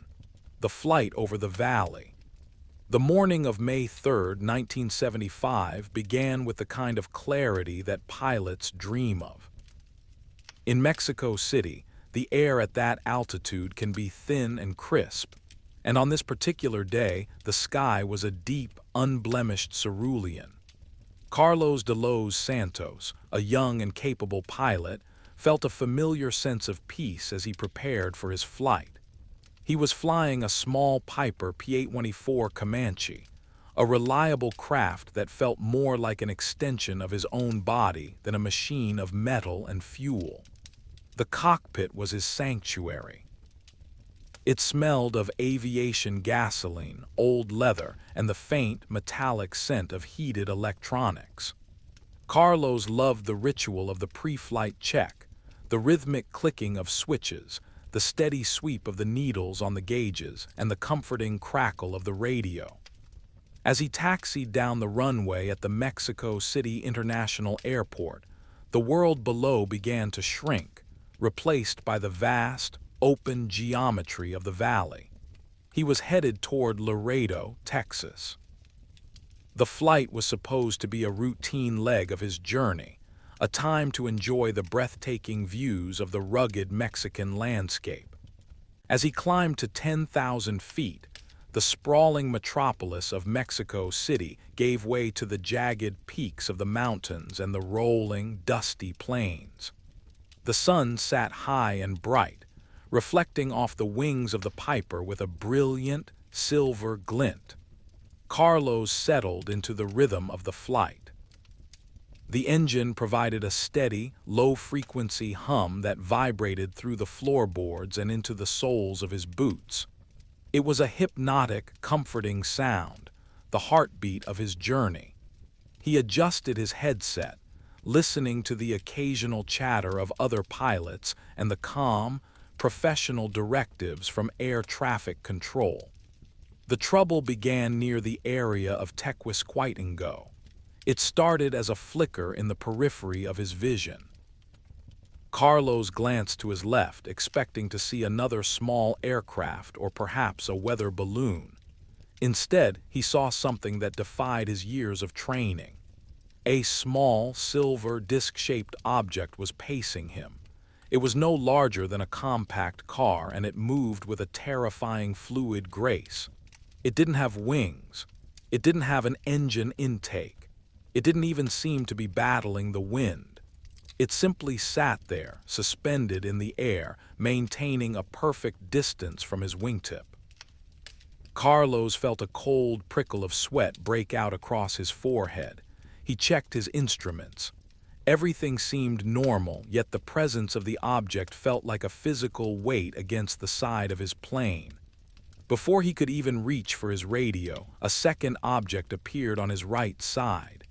It was identical to the first, a polished, seamless dome of light-reflecting metal. Then, a third object appeared, positioned directly in front of his nose. He was boxed in. The three craft moved in perfect synchronization, a silent, silver escort in the middle of the bright morning sky. Carlos tried to bank the plane, but the controls felt sluggish, as if he were flying through molasses. He realized with a jolt of panic that the objects were not just following him. They were exerting some kind of influence over the Piper's electrical systems. His radio began to emit a strange, melodic pulsing. It wasn't static. It was a sequence of tones that felt like they were being played directly into his mind. He looked at the craft in front of him. He could see no windows, no pilots, and no seams in the construction. It looked like it had been poured into the sky. Mexico City Control, this is Piper P-824, Carlos finally stammered into the headset. His voice sounded thin and small against the vast silence of the cabin. I have. I have 3 unidentified objects surrounding my craft. Do you have them on radar? The response from the tower was delayed, filled with a crackling uncertainty. Piper P824, we have you on primary radar. We see 3 additional blips. They are moving at impossible speeds, Carlos. What are you seeing? Carlos described the craft as best as he could, his eyes darting between the silver discs. He told them about the lack of propulsion and the way they seemed to be tugging at his plane. For 10 minutes, the 4 vessels flew in a tight formation over the Mexican highlands, a spectacle of the unknown witnessed by both a terrified pilot and the glowing green screens of the radar operators on the ground. And then, as quickly as they had arrived, the objects vanished. They didn't fly away. They simply accelerated upward at a speed the human eye could barely track, leaving behind 3 thin, white streaks of vapor that quickly dissolved into the blue. The Piper lunged forward as the invisible tether was snapped. Carlos gripped the yoke, his knuckles white. The engine's hum returned to its normal pitch, and the radio static cleared. He was alone in the sky again, but the peace of the morning was gone. He landed the plane with trembling hands, his legs feeling like lead as he stepped onto the tarmac. He was immediately met by officials and reporters. He told his story with the honesty of a man who had seen something that changed the world. He spoke of the silver domes and the strange music on the radio.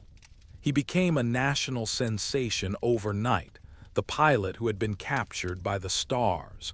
But as he walked to his car that evening, the cozy, spooky atmosphere of the airport began to sour. The shadows of the hangars looked longer, and the wind carried a metallic tang. He didn't know that his encounter in the sky was only the beginning. He didn't know that on the long, lonely road home, the shadows of the earth were waiting to silence the man who had seen too much of the heavens. Carlos turned the key in his ignition, the headlights of his car cutting a path through the gathering dusk.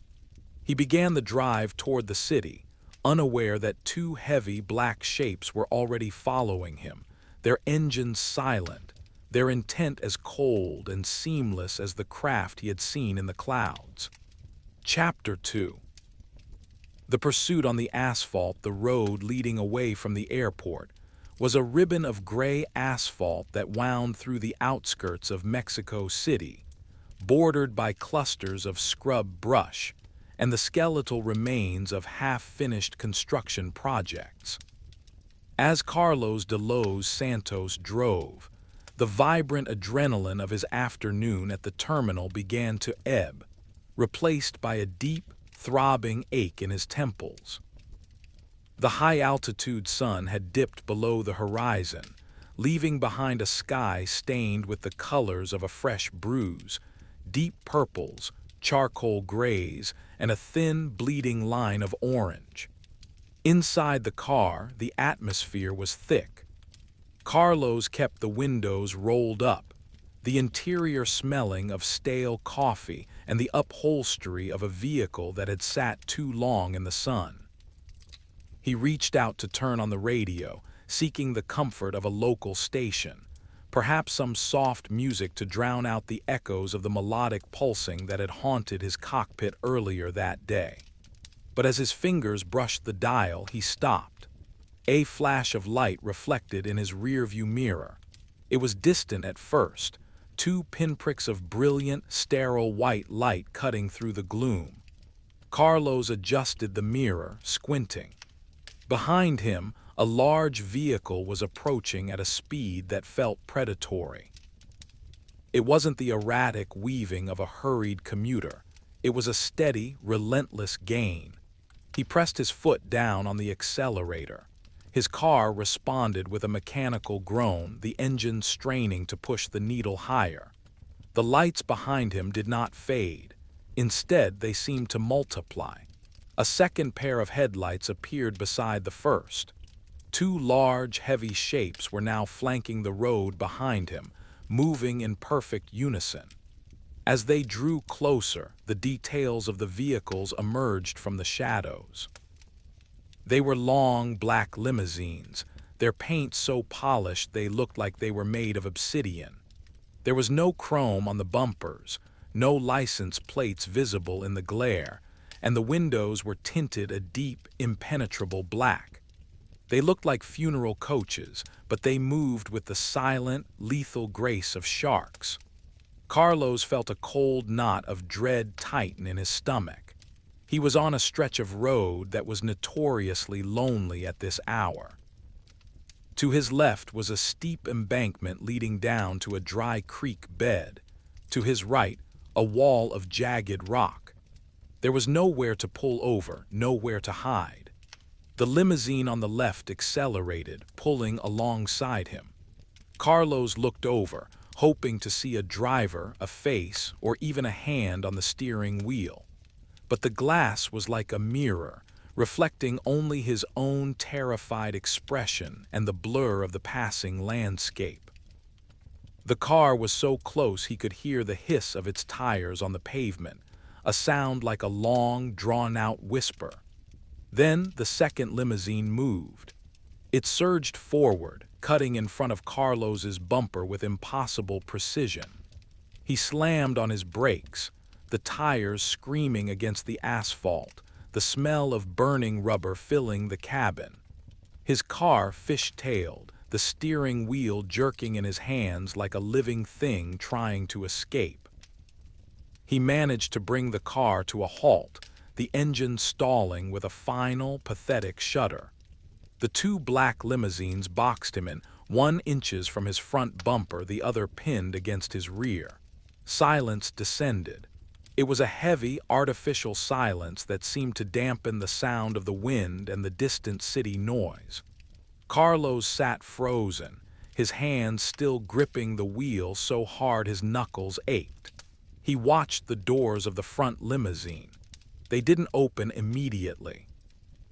For a long minute, the cars simply sat there, their engines idling with a sound so low it was felt in the floorboards rather than heard.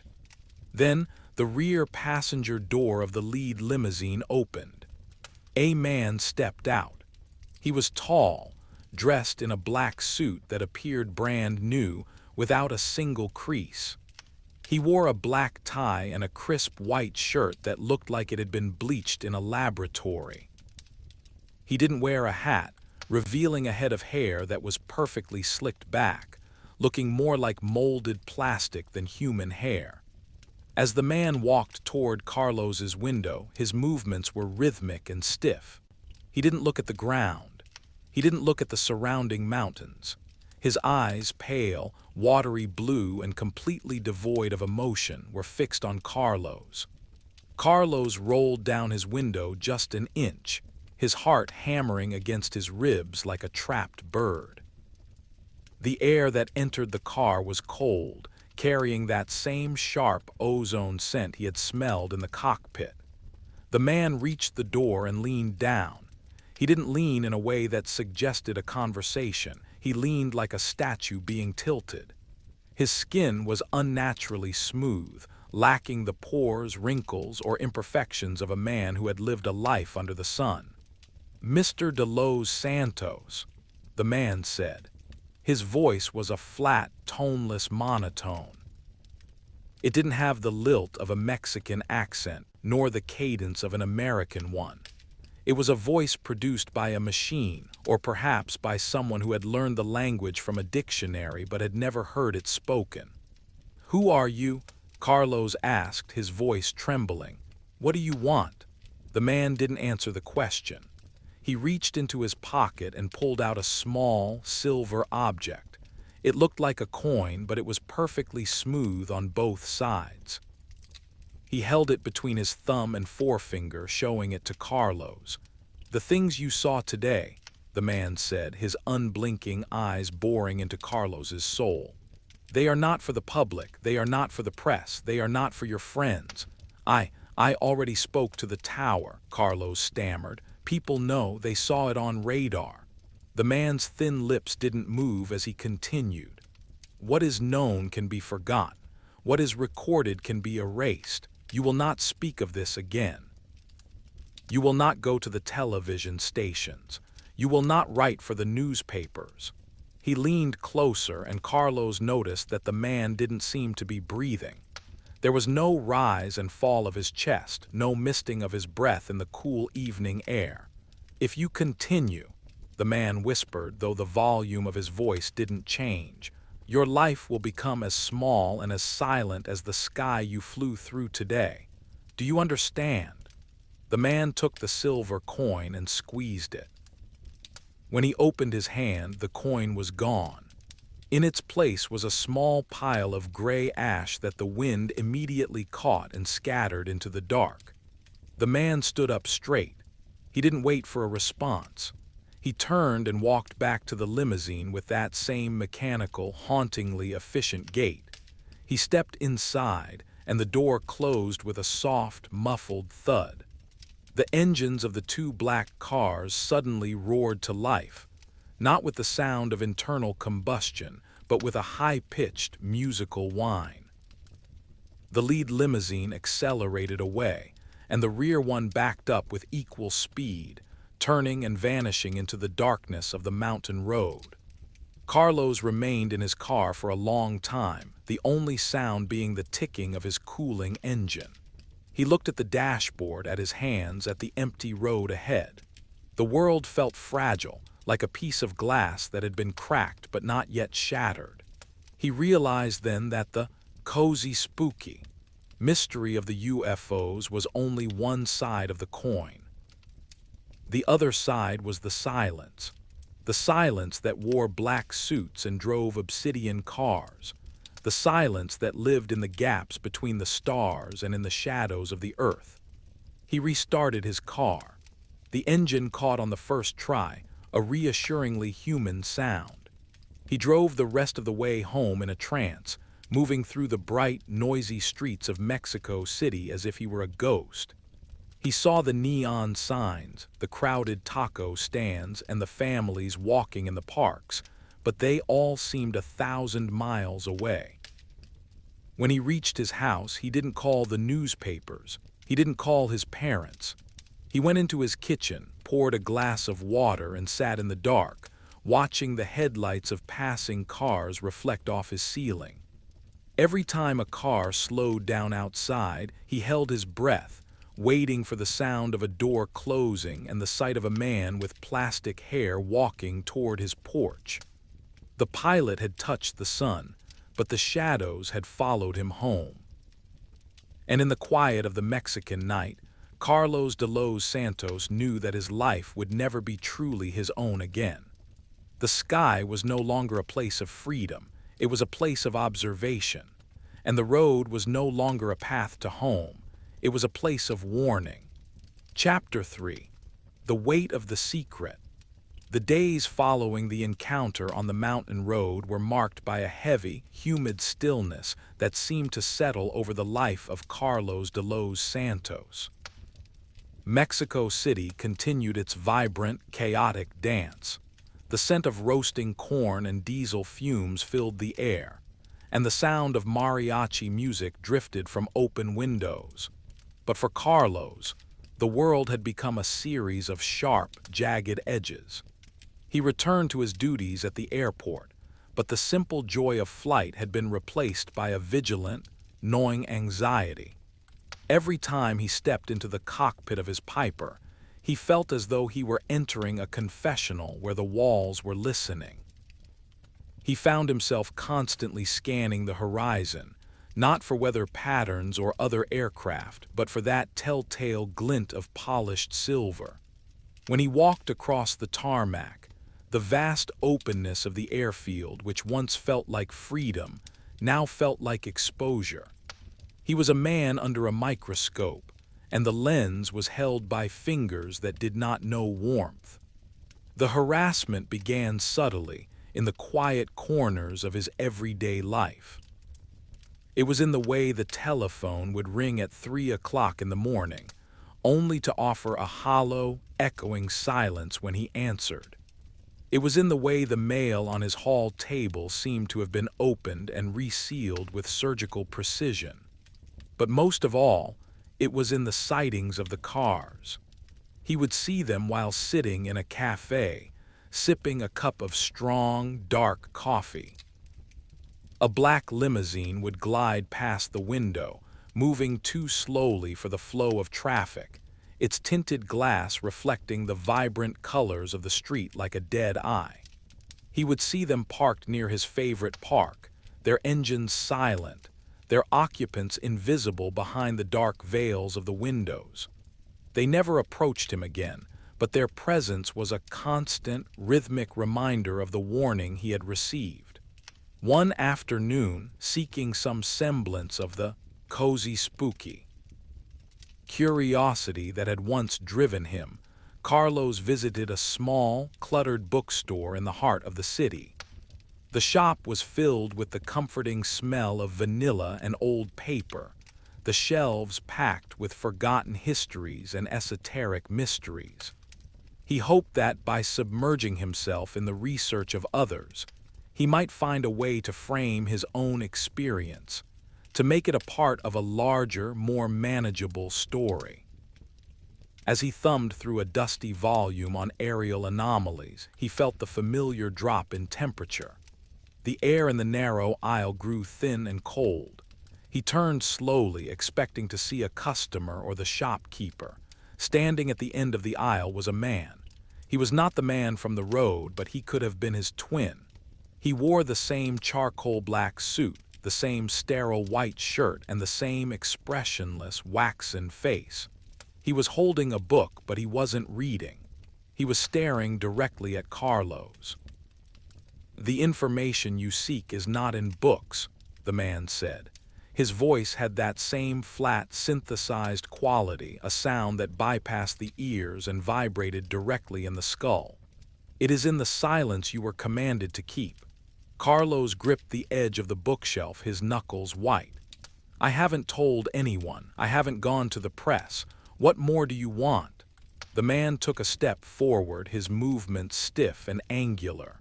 "We want you to forget the music, Carlos. We want you to forget the silver. If you keep the memory, you keep the door open. Close the door." The man turned and walked out of the shop, his black shoes making no sound on the wooden floor. When Carlos hurried to the front of the store and looked out the door, there was no sign of the man, nor was there a black car on the street. There was only the bustling crowd of Mexico City, moving through the sunlight with a blissful, ordinary ignorance. Carlos returned home and sat in his small living room. The shadows were beginning to lengthen, stretching across the rug like reaching fingers. He looked at his pilot's log, the pages filled with the dates and times of his life in the sky. He realized then that the men in black weren't just interested in his silence, they were interested in his mind. They wanted to prune his reality until only the parts they approved of remained. He thought of the sleepy conclusion he longed for, a life where he could fly without fear, where he could look at the stars without seeing a threat. But he knew that as long as he carried the image of those 3 silver discs, he was a marked man. He walked to his desk and picked up a pen.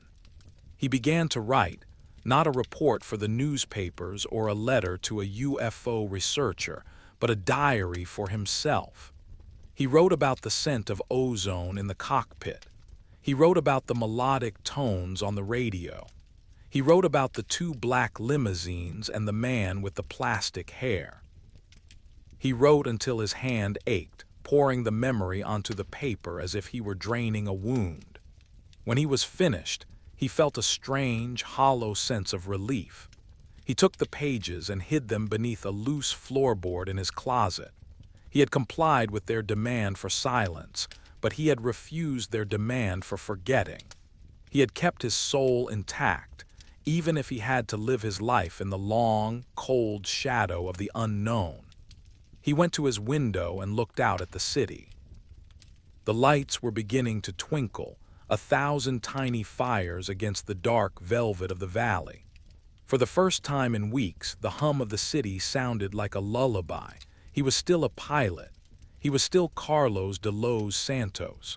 And though the black cars might still be waiting in the alleys of his life, he was no longer afraid of the silence. He had made peace with the mystery, and in that peace, he finally found the strength to close his eyes and drift into a quiet, protected sleep. Chapter 4. The Lingering Afterglow. Years had passed since the afternoon the sky over Tequisquiatengo had opened up to reveal its silver visitors. By 1984, the world was a different place. The frantic energy of the mid-seventies had settled into a steady, neon-soaked rhythm, and the memory of the UFO pilot had largely faded from the public consciousness. To most, Carlos de los Santos was just a name in an old newspaper clipping, a footnote in a decade defined by strange occurrences. For Carlos, however, time had moved differently. He had remained a pilot, though he no longer flew the small Piper Comanche. He had graduated to larger, more complex aircraft, finding a peculiar comfort in the heavy, mechanical certainty of commercial flight. The higher he flew, the more he felt he was in a place where he belonged, even if that place was now shared with the memory of the 3 silver discs. His life in Mexico City had become one of quiet, disciplined routine. He still lived in the same house, and the loose floorboard in his closet still protected the handwritten pages of his encounter. He had honored the silence that the men in the black limousines had demanded, but he had never truly escaped the feeling of being watched. It was a low-grade static in the background of his life, a sense that his reality was a stage, and the audience was waiting just beyond the curtain. One evening, after a long haul from Monterrey, Carlos was walking through the parking lot of the airport. The air was cool and smelled of jet fuel and rain. The orange lights of the terminal reflected off the damp pavement, creating a shimmering, fragmented world. He reached his car and paused. Parked 3 rows away was a black limousine. It wasn't a modern model from 1984. It was the same obsidian black coach from 1975, the same lack of chrome, the same light-absorbing paint, and the same impenetrable windows. It sat perfectly still, its presence an anachronism in the bustling airport environment. Carlos felt a wave of familiarity rather than fear. He stood his ground, his car keys clutched in his hand. He didn't run. He didn't look away. He waited for the door to open, for the man with the plastic hair to emerge and issue another warning. But the door stayed closed. Instead, the headlights flickered twice, a slow, deliberate pulse. Then, the car began to move. It didn't turn around or exit the lot in a normal fashion. It simply glided forward, picking up speed with that haunting, high-pitched whine, and as it passed under a streetlight, it seemed to thin out, its edges becoming translucent until it was nothing more than a smudge of shadow that dissolved into the night. Carlos stood in the silence of the parking lot. He realized then that the visit wasn't a threat this time. It was a check-in, a reminder that the pact was still in place. They were still there, moving in the gaps between his seconds, ensuring that the secret remained a secret.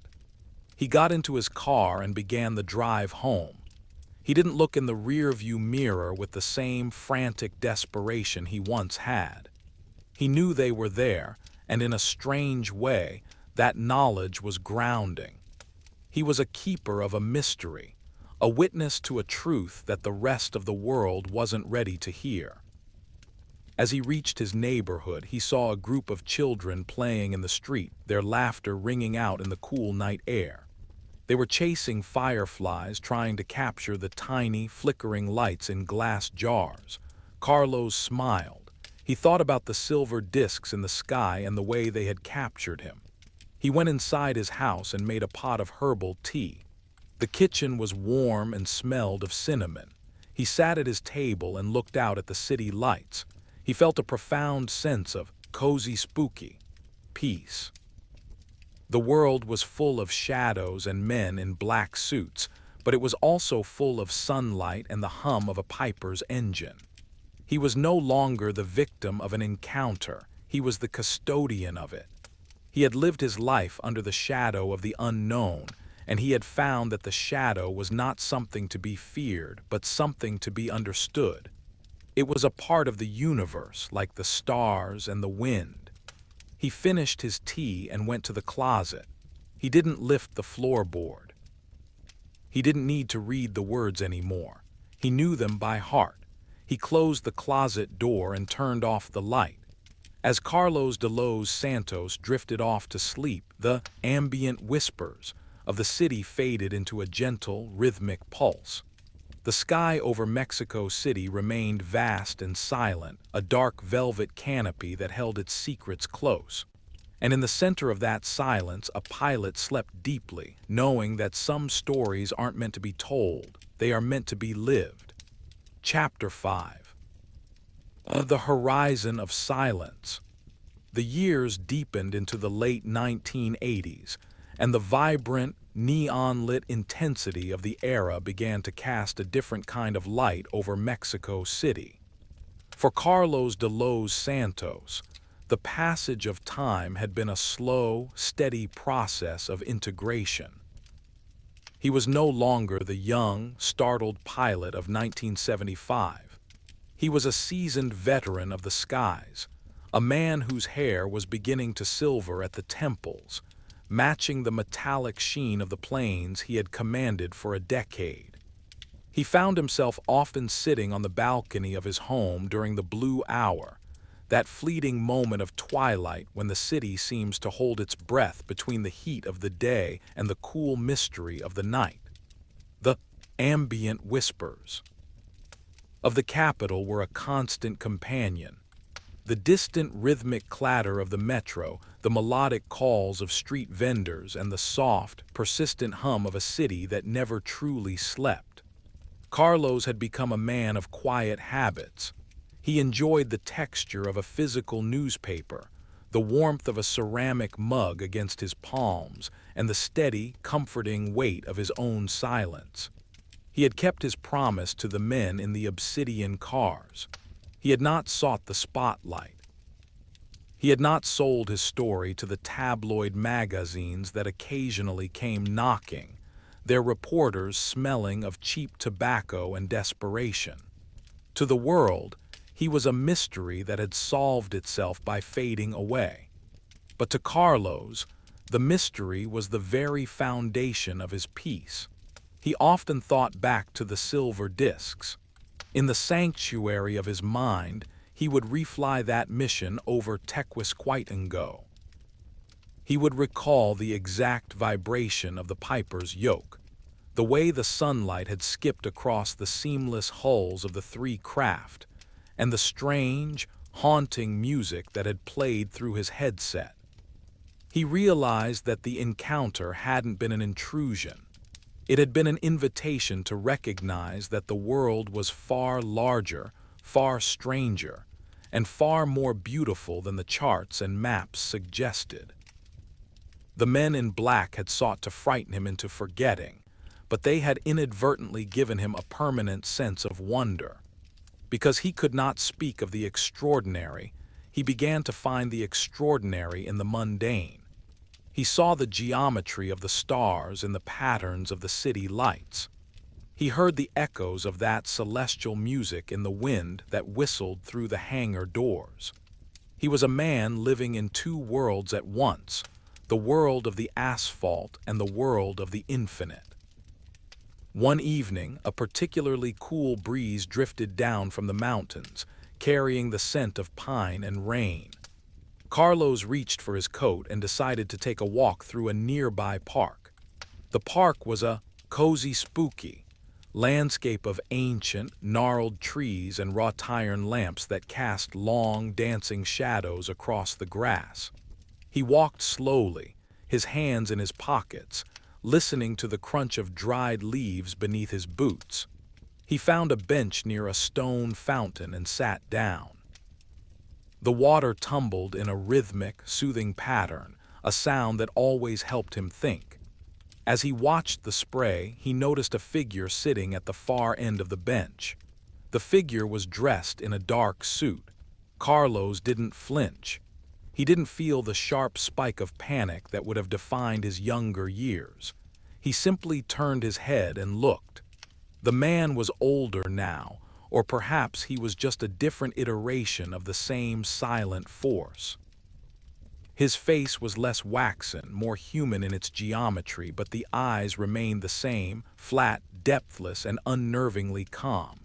The stranger didn't look at Carlos. He was watching a young couple walking a dog across the lawn.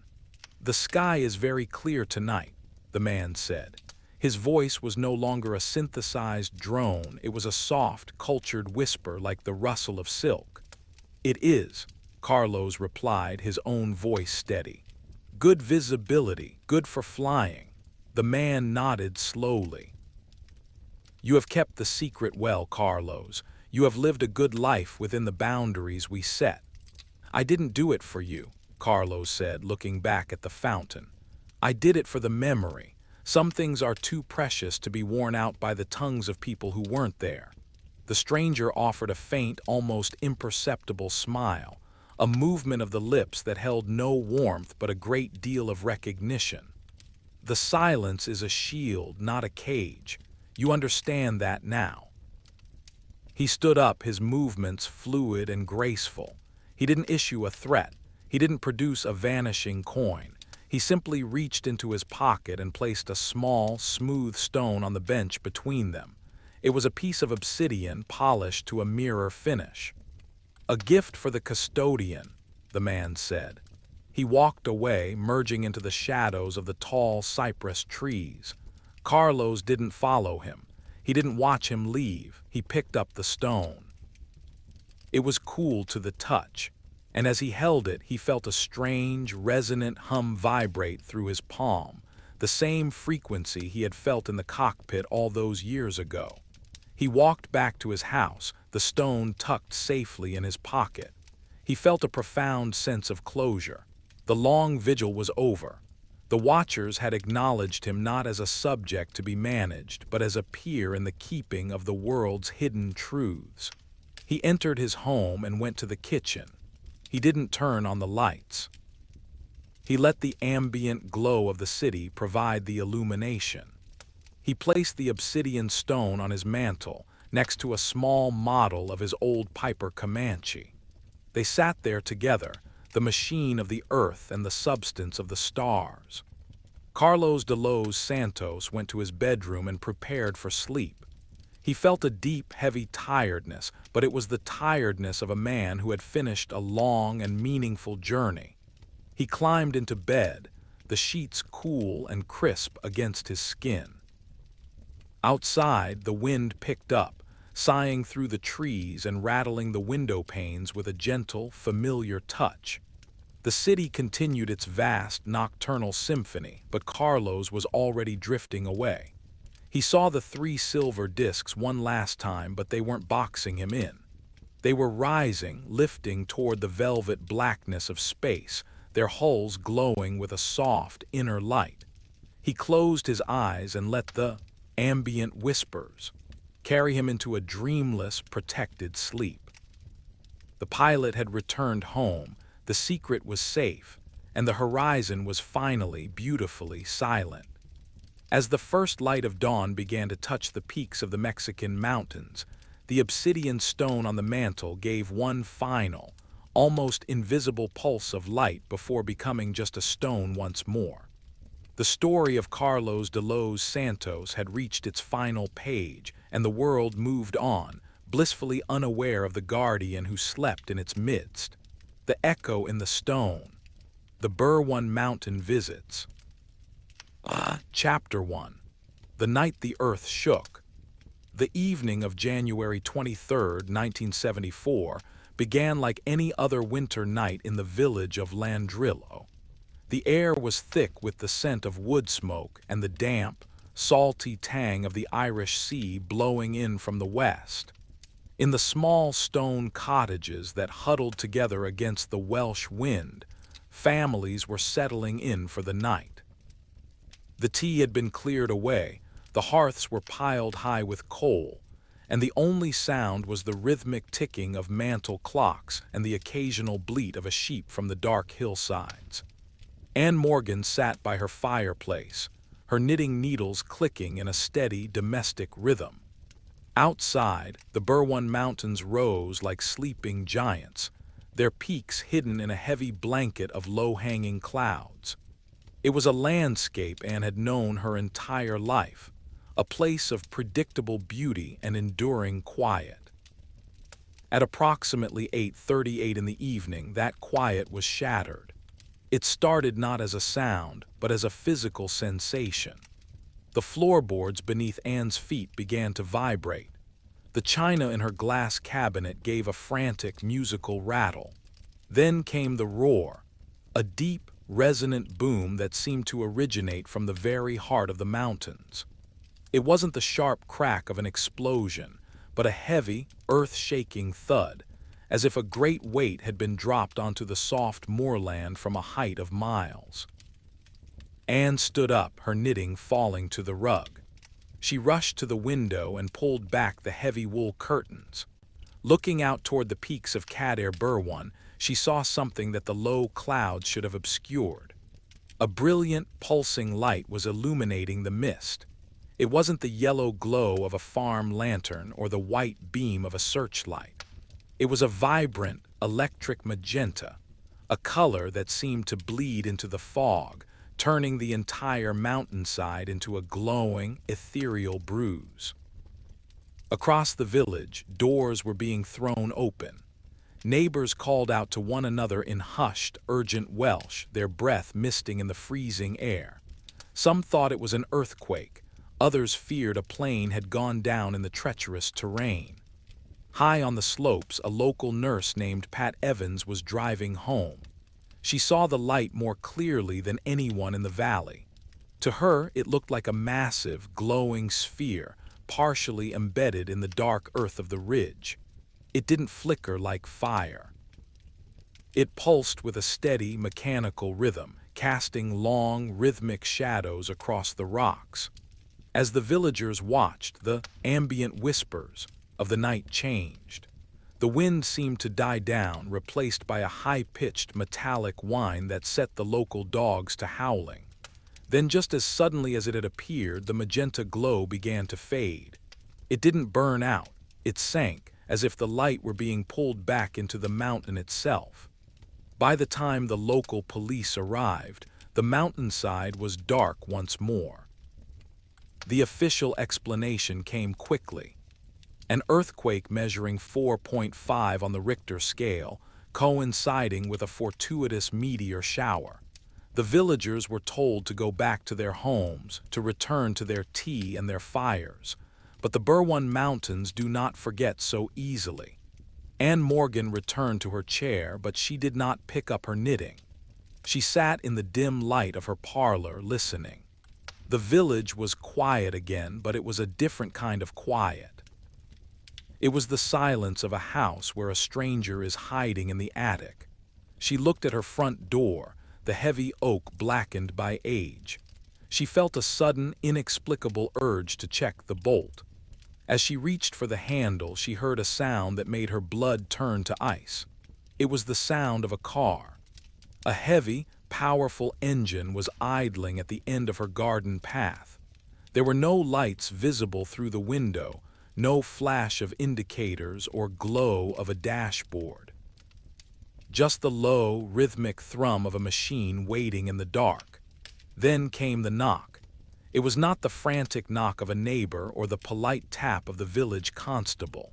It was 3 measured, authoritative strikes that seemed to vibrate through the entire house. Anne smoothed her apron, her heart beating a frantic tattoo against her ribs. She opened the door just a crack. Standing on her doorstep were 2 men. They were tall, dressed in long black overcoats that seemed to be made of a heavy, light-absorbing wool. They wore black hats pulled low, shadowing their faces, and black gloves that gripped small, leather-bound clipboards. "Mrs. Morgan," one of them asked. His voice was perfectly flat, lacking the melodic lilt of the local dialect. It was the voice of a man who had never known a home. "Yes," Anne whispered. "Who are you? Is it about the earthquake?" The man didn't look at her. He looked past her into the warm, cluttered hallway of her cottage. "We are representatives of the government, madam. We are conducting a survey regarding the recent light displays." The cozy, spooky piece of Anne's evening was gone. As the two men stepped into her home without being invited, the smell of the mountain air was replaced by a sharp chemical scent, a smell of ozone and cold, sterile metal. The visitors had arrived, and they hadn't come for the earthquake. They had come for the witnesses. Chapter 2. The questions in the parlor. The two men stepped into the small hallway of Anne's cottage with a synchronized precision that felt more like a rehearsed maneuver than a simple entry. They did not remove their hats.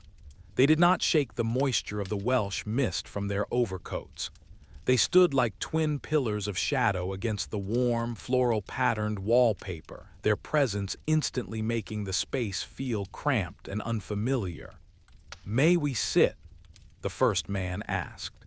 It wasn't truly a question.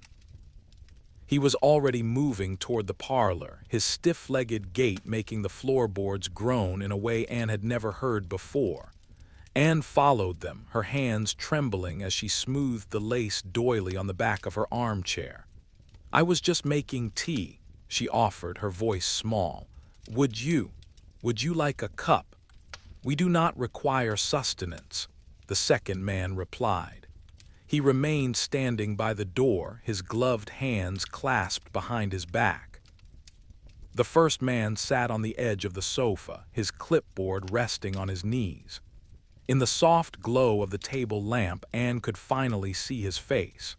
It was unsettlingly smooth, like a piece of river stone that had been polished for centuries. He had no visible pores, no stubble, and his skin was a pale, sickly shade of ivory. His eyes were the most striking feature. They were wide, unblinking, and entirely black like polished obsidian. "Mrs. Morgan," the man began, his voice maintaining that same toneless, mechanical quality. "At approximately 8:38, you were observed looking out of your western window. Tell us precisely, what did you see on the ridge of Cadair Burwan?" Anne swallowed hard. The cozy, spooky warmth of her fire suddenly felt insufficient. "There was a sound," she began, twisting her handkerchief. "A great thud, like the earth itself had been struck by a hammer. And then, the light. Describe the light." The man commanded. His pen hovered over the paper, but he didn't seem to be looking at the clipboard. He was looking through Anne, his gaze fixed on some point behind her skull. "It was magenta," she whispered. "A deep, pulsing pink. It wasn't like a fire, it didn't flicker, it beat like a heart. And it was big, sir, large as a barn, it seemed, just sitting there in the mist." The man by the door shifted his weight, the leather of his coat creaking like a ship's hull. "Did you observe any movement, any figures, any craft?" "No," Anne said quickly. "Just the light. It stayed for a few minutes and then it simply sank. It went back into the mountain." The seated man leaned forward. The scent of ozone, sharp and metallic, grew stronger, masking the pleasant smell of the peat fire. "You say it sank. Did you see any excavations, any machinery, any men in uniform?" "None," Anne replied. "It was just the silence after. Until you lot arrived." The man's pen began to move, but as Anne glanced down, she saw that he wasn't writing words. He was drawing intricate geometric patterns, interlocking circles and lines that seemed to vibrate on the page. "Mrs. Morgan," the man said, his voice dropping an octave, "it is important that you understand the nature of what occurred tonight. There was an earthquake, a natural geological event. The lights you saw were earthquake lights, a rare but well-documented phenomenon caused by the friction of tectonic plates. "I've lived here 60 years, sir," Anne said, a flicker of her natural Welsh stubbornness returning. "I've seen storms and I've seen the northern lights once or twice. That wasn't friction, that was something else." The man stood up abruptly. He didn't use his arms to push himself off the sofa. He simply rose as if pulled by an invisible wire. He walked over to Anne, stopping just inches from her face. She could feel a strange, cold radiation emanating from him. "Perception is a fragile thing, madam," he whispered. "The mind often populates the darkness with monsters when it cannot explain the movement of the earth. You saw a meteor, you felt an earthquake. To speak of anything else, of craft, of pulses, of magenta, would be to invite unwanted attention. Not just from us, but from the press, from the curious. It would be disruptive to your quiet life."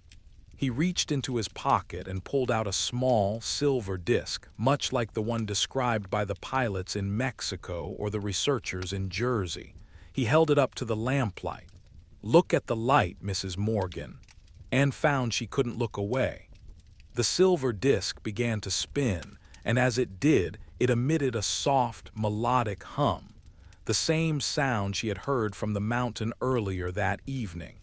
Her vision began to blur at the edges. The parlor seemed to stretch, the walls melting into a gray, featureless mist. "There was no magenta light," the man's voice echoed. "There was only the mountain, there was only the earthquake." When Anne's vision cleared, the two men were gone. The front door was closed and bolted. The fire was still burning, but it had dwindled to a pile of glowing orange embers. The clock on the mantel showed that nearly 2 hours had passed, yet it felt as though the men had only been there for minutes. Anne sat back down in her chair. She felt a profound sense of exhaustion, a heaviness in her limbs that made it difficult to move. She looked at her knitting, lying forgotten on the rug. She tried to remember the magenta light, but the image was slippery, sliding away whenever she tried to grasp it. She remembered a sound, a thud, and she remembered the feeling of the floor vibrating. But the light, it was just a meteor, she told herself. A bright white streak in the sky, nothing more. She leaned her head back and closed her eyes, the ambient whispers of the Welsh night returning to her ears. The wind had picked up again, whistling through the cracks in the stone walls. But beneath the wind, deep in the roots of the Berwyn Mountains, she thought she could still hear that low, rhythmic pulsing, a heartbeat made of stone and electricity, waiting for the next time the earth would shake. Chapter 3. The Shadow on the Farmstead. The following morning, a thin, biting frost had lacquered the slate roofs of Landrillo in a brittle coat of white. The sun, a pale and distant disk, struggled to pierce the heavy curtains of mist that clung to the valleys like a damp shroud. In the village, life appeared to resume its slow, rhythmic pace, but beneath the surface, the atmosphere was brittle. Neighbors met at the post office with cautious nods, their conversations steering clear of the previous night's fire and focusing instead on the unusually cold weather. However, further up the winding, narrow tracks that climbed toward the higher pastures, the cozy spooky, silence was being punctuated by a different kind of activity. Gwyn Roberts, a sheep farmer whose family had worked the craggy slopes of the Berwyns for 4 generations, stood in his yard, his breath blooming in the air like dragon smoke. His sheepdogs, usually eager to start the day, were behaving strangely. They were huddling at the back of their stone kennels, their ears pinned back, emitting low, vibrating growls directed not at the hills, but at the empty air of the yard. Gwyn looked toward the ridge.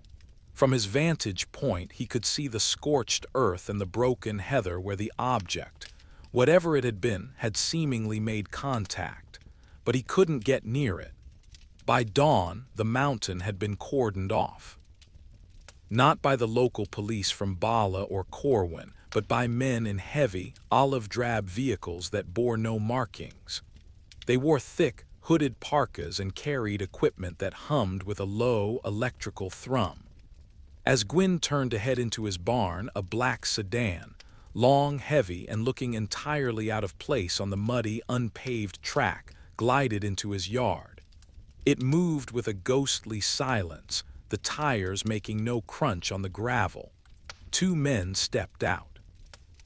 They were dressed in the same stark black attire that Anne Morgan had encountered the night before.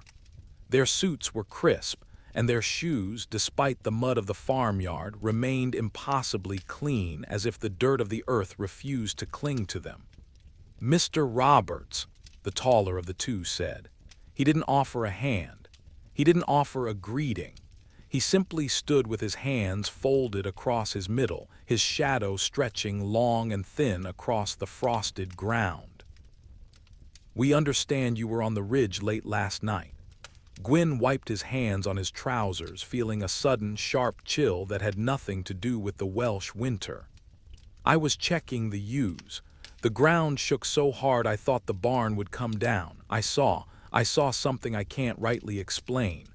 "Explanation is our specialty," the man replied. He took a step closer. His face was a mask of pale, unlined skin, and his eyes were like 2 drops of ink. "You saw a light. A bright white flash." "It wasn't white," Gwyn countered, his voice steady despite the hammering of his heart.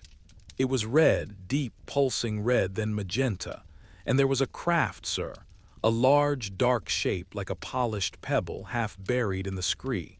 I heard a sound like a swarm of bees." The second man, who had been standing by the car, walked over. He was carrying a small, rectangular device with a glass screen. He didn't look at Gwyn, he looked at the screen, which was flickering with a series of rapidly changing symbols. "Biological interference detected," the second man whispered, his voice like the rustle of dry leaves. The first man tilted his head. "Mr. Roberts, the mind is a vivid storyteller when faced with trauma. You experienced a significant seismic event. The lights were a geological byproduct. The craft you believe you saw was likely a rock formation, distorted by the mist and your own adrenaline." "I know my mountain," Gwyn said, his Welsh pride flared. "I've lived on these slopes 40 years. I know a rock from a machine." The man in black leaned in. The scent of ozone, the smell of a thunderstorm caught in a jar, became overwhelming. "You know the mountain, but do you know the consequences of spreading falsehoods? The government is concerned that wild stories will cause panic. We would hate for your grazing rights to be complicated by a medical assessment of your mental state." The threat was as cold and sharp as a razor. Gwyn looked at the two men, then at the silent black car. He felt the weight of the ambient whispers, of the mountain, the secrets buried in the stone, and the power of the men who came to keep them there. "It was an earthquake," the man in black repeated, his voice dropping to a low, hypnotic drone. "The lights were white. The mountain is empty." He reached into his breast pocket and pulled out a small, black notebook. He didn't write in it, he merely held it open toward Gwyn. On the page was a single, glowing geometric shape, a triangle within a circle. Gwyn found himself unable to blink. The shape seemed to pulse, matching the rhythm of the magenta light he had seen on the ridge. His thoughts began to feel sluggish, like thick honey. The memory of the craft, the metallic sheen, the humming vibration began to dissolve into a gray, featureless blur. "An earthquake," Gwyn whispered, his voice sounding distant to his own ears. "Just a flash of white light." "Correct," the man said. He closed the notebook with a sharp snap. The two men returned to their car. They didn't look back. The black sedan reversed with a mechanical precision and glided back down the track, vanishing into the fog within seconds. Gwyn stood in the yard for a long time. He looked up at the burr ones, at the dark, jagged peaks that had seen centuries of silence. He couldn't remember why his heart was racing. He couldn't remember why his dogs were still growling. He looked at the ground. There, in the frost where the black sedan had parked, the ice hadn't melted. In fact, it had grown thicker, forming a perfect, crystalline outline of the car's tires. But the pattern wasn't that of a rubber tread.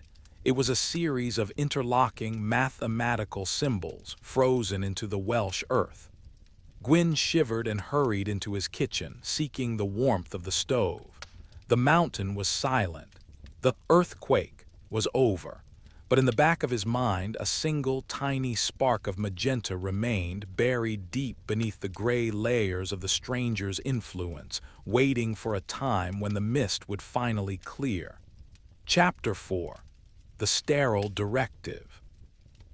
While the farmers and villagers of Landrillo grappled with the fading fragments of their memories, a different kind of tension was tightening its grip on the local authorities.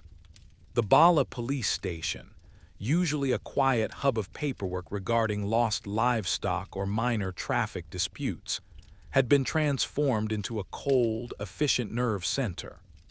The air inside the station, normally smelling of wet wool and stale tea, was now dominated by the sharp, antiseptic scent of chemical cleaners. It was as if someone had attempted to scrub the very history of the building away. Constable Hugh Griffith sat at his heavy oak desk, his large hands clasped tightly. He was a man who took pride in the solid, unmoving nature of the law, yet today, the ground beneath him felt as unstable as the earthquake that had rocked the valley. Across from him sat two men. They were not from the North Wales Police. One was a military officer in a crisp, olive-drab uniform that bore no name tag or rank insignia. The other was a man in a black suit, the same light-absorbing attire that was becoming a recurring shadow in the village. This man sat perfectly still, his hands resting on a slim, metallic briefcase. "Constable," the military officer began, his voice clipped and devoid of any regional lilt. "We have reviewed the logs from last night. You received 14 calls regarding a crash and colored lights on the Burwan Ridge. You also dispatched 2 officers to the scene. Is this correct?" "It is, sir," Hugh replied, his voice echoing in the uncharacteristically quiet station. The men reported a large, circular area of heat. They said the heather was still glowing when they arrived. One of them, P.C. Jones, said he saw a metallic structure before the other units arrived and told him to move along. The man in the black suit didn't move a muscle, but his presence seemed to darken the room. P.C. Jones was mistaken, he said. His voice was a flat, synthesized drone that made the hair on Hugh's neck prickle. He saw a localized gas pocket ignition caused by the seismic shift. The heat was subterranean. "With all due respect, sir," Hugh said, leaning forward, "my men know the difference between a gas fire and a structure. They described something solid, something that was humming." The military officer stood up and walked to the wall where a map of the Burwan Mountains was pinned. He didn't look at the map, he looked at the wall behind it. "The Burwan Range is now a restricted zone under the Emergency Powers Act. Your men are to be debriefed by our medical staff. They are suffering from acute stress induced by the earthquake. They will be given 48 hours of leave." "And the reports?" Hugh asked. "The witnesses in the village?" The man in the black suit opened his briefcase. Inside there were no papers. Instead, there was a series of glowing amber crystals set into a bed of dark velvet. He didn't touch them, but as he opened the case, the electronics in the room, The radio, the electric clock, the lamps all began to buzz with a high-pitched harmonic frequency. "The reports have been centralized," the man said. "There is no record of a crash. There is no record of a structured object. There is only the earthquake and the meteor shower. You will instruct your staff to use these terms exclusively.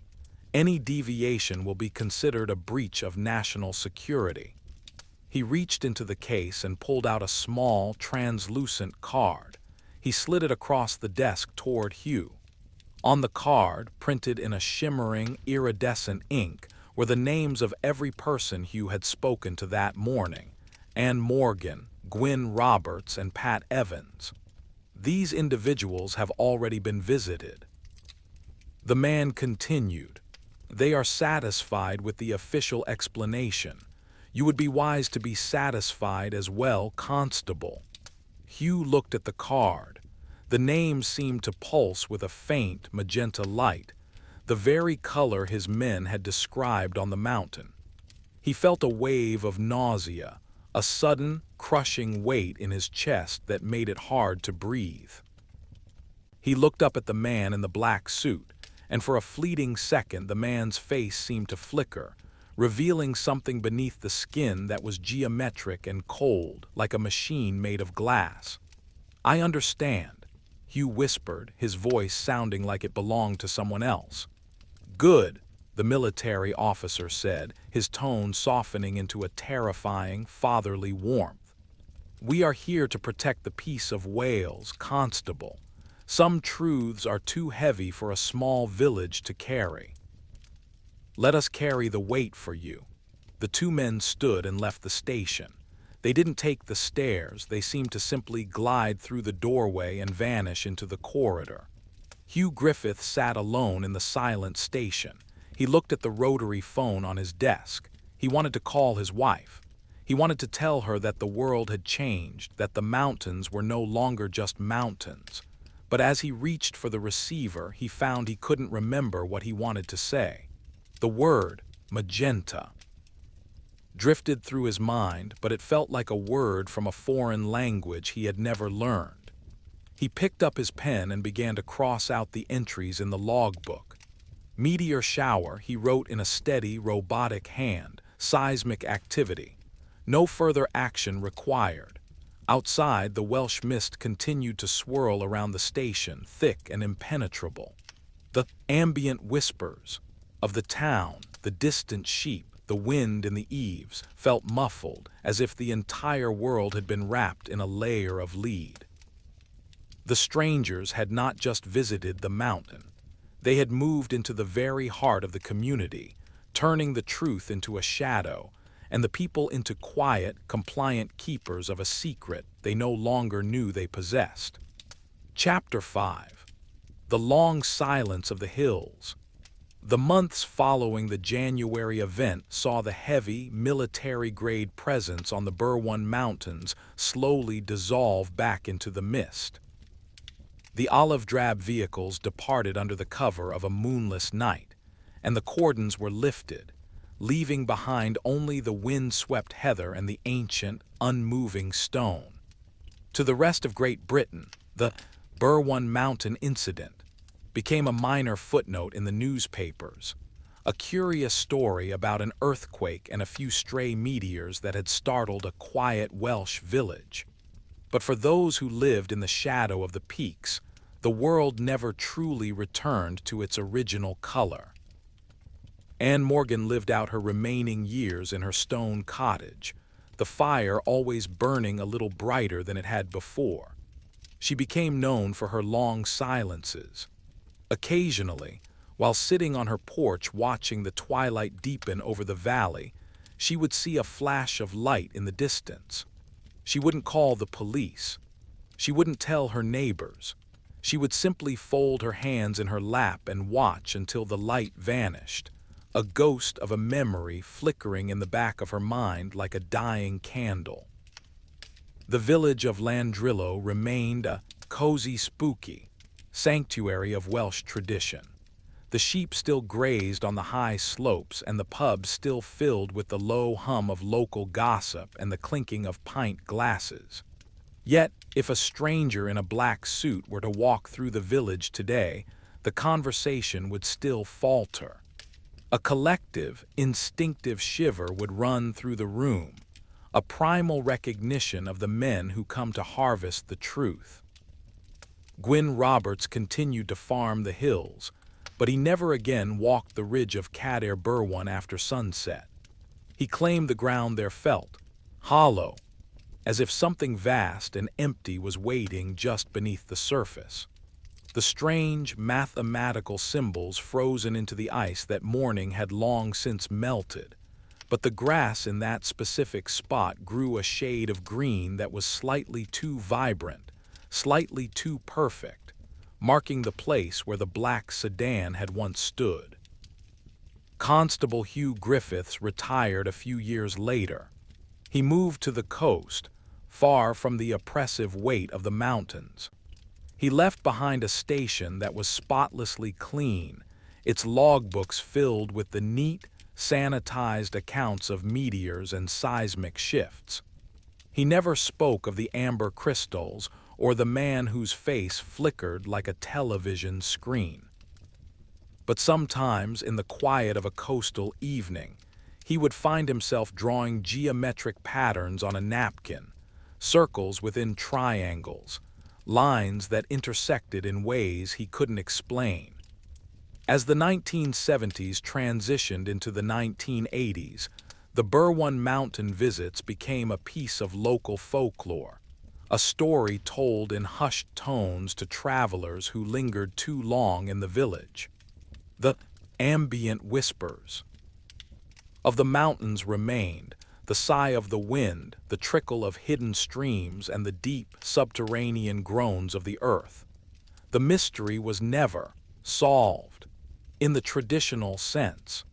The documents remained classified, the witnesses remained quiet, and the mountains remained indifferent. The strangers in black had succeeded in their mission. They had turned a monumental event into a series of disconnected, fading dreams. They had ensured that the silence of Wales was preserved, protected by a layer of leaden forgetfulness. Yet, every now and then, when the clouds hang low and the air grows thin and cold, a hiker will report a strange, rhythmic pulsing coming from the rocks.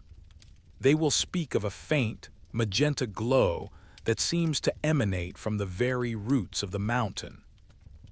And somewhere, in a dark office far from the rolling hills of Landrillo, a telephone will ring, a black sedan will be readied, and the cycle of observation and erasure will begin once more. The Burwan Mountains hold their secrets close, wrapped in the mist and the stone. They are a reminder that we are not the only masters of the earth, and that sometimes the most terrifying things aren't the lights in the sky, but the quiet men who come to tell us they were never there at all. As the sun sets over the Irish Sea, casting one final golden ray across the Welsh peaks, the village of Landrillo settles into its nightly rest.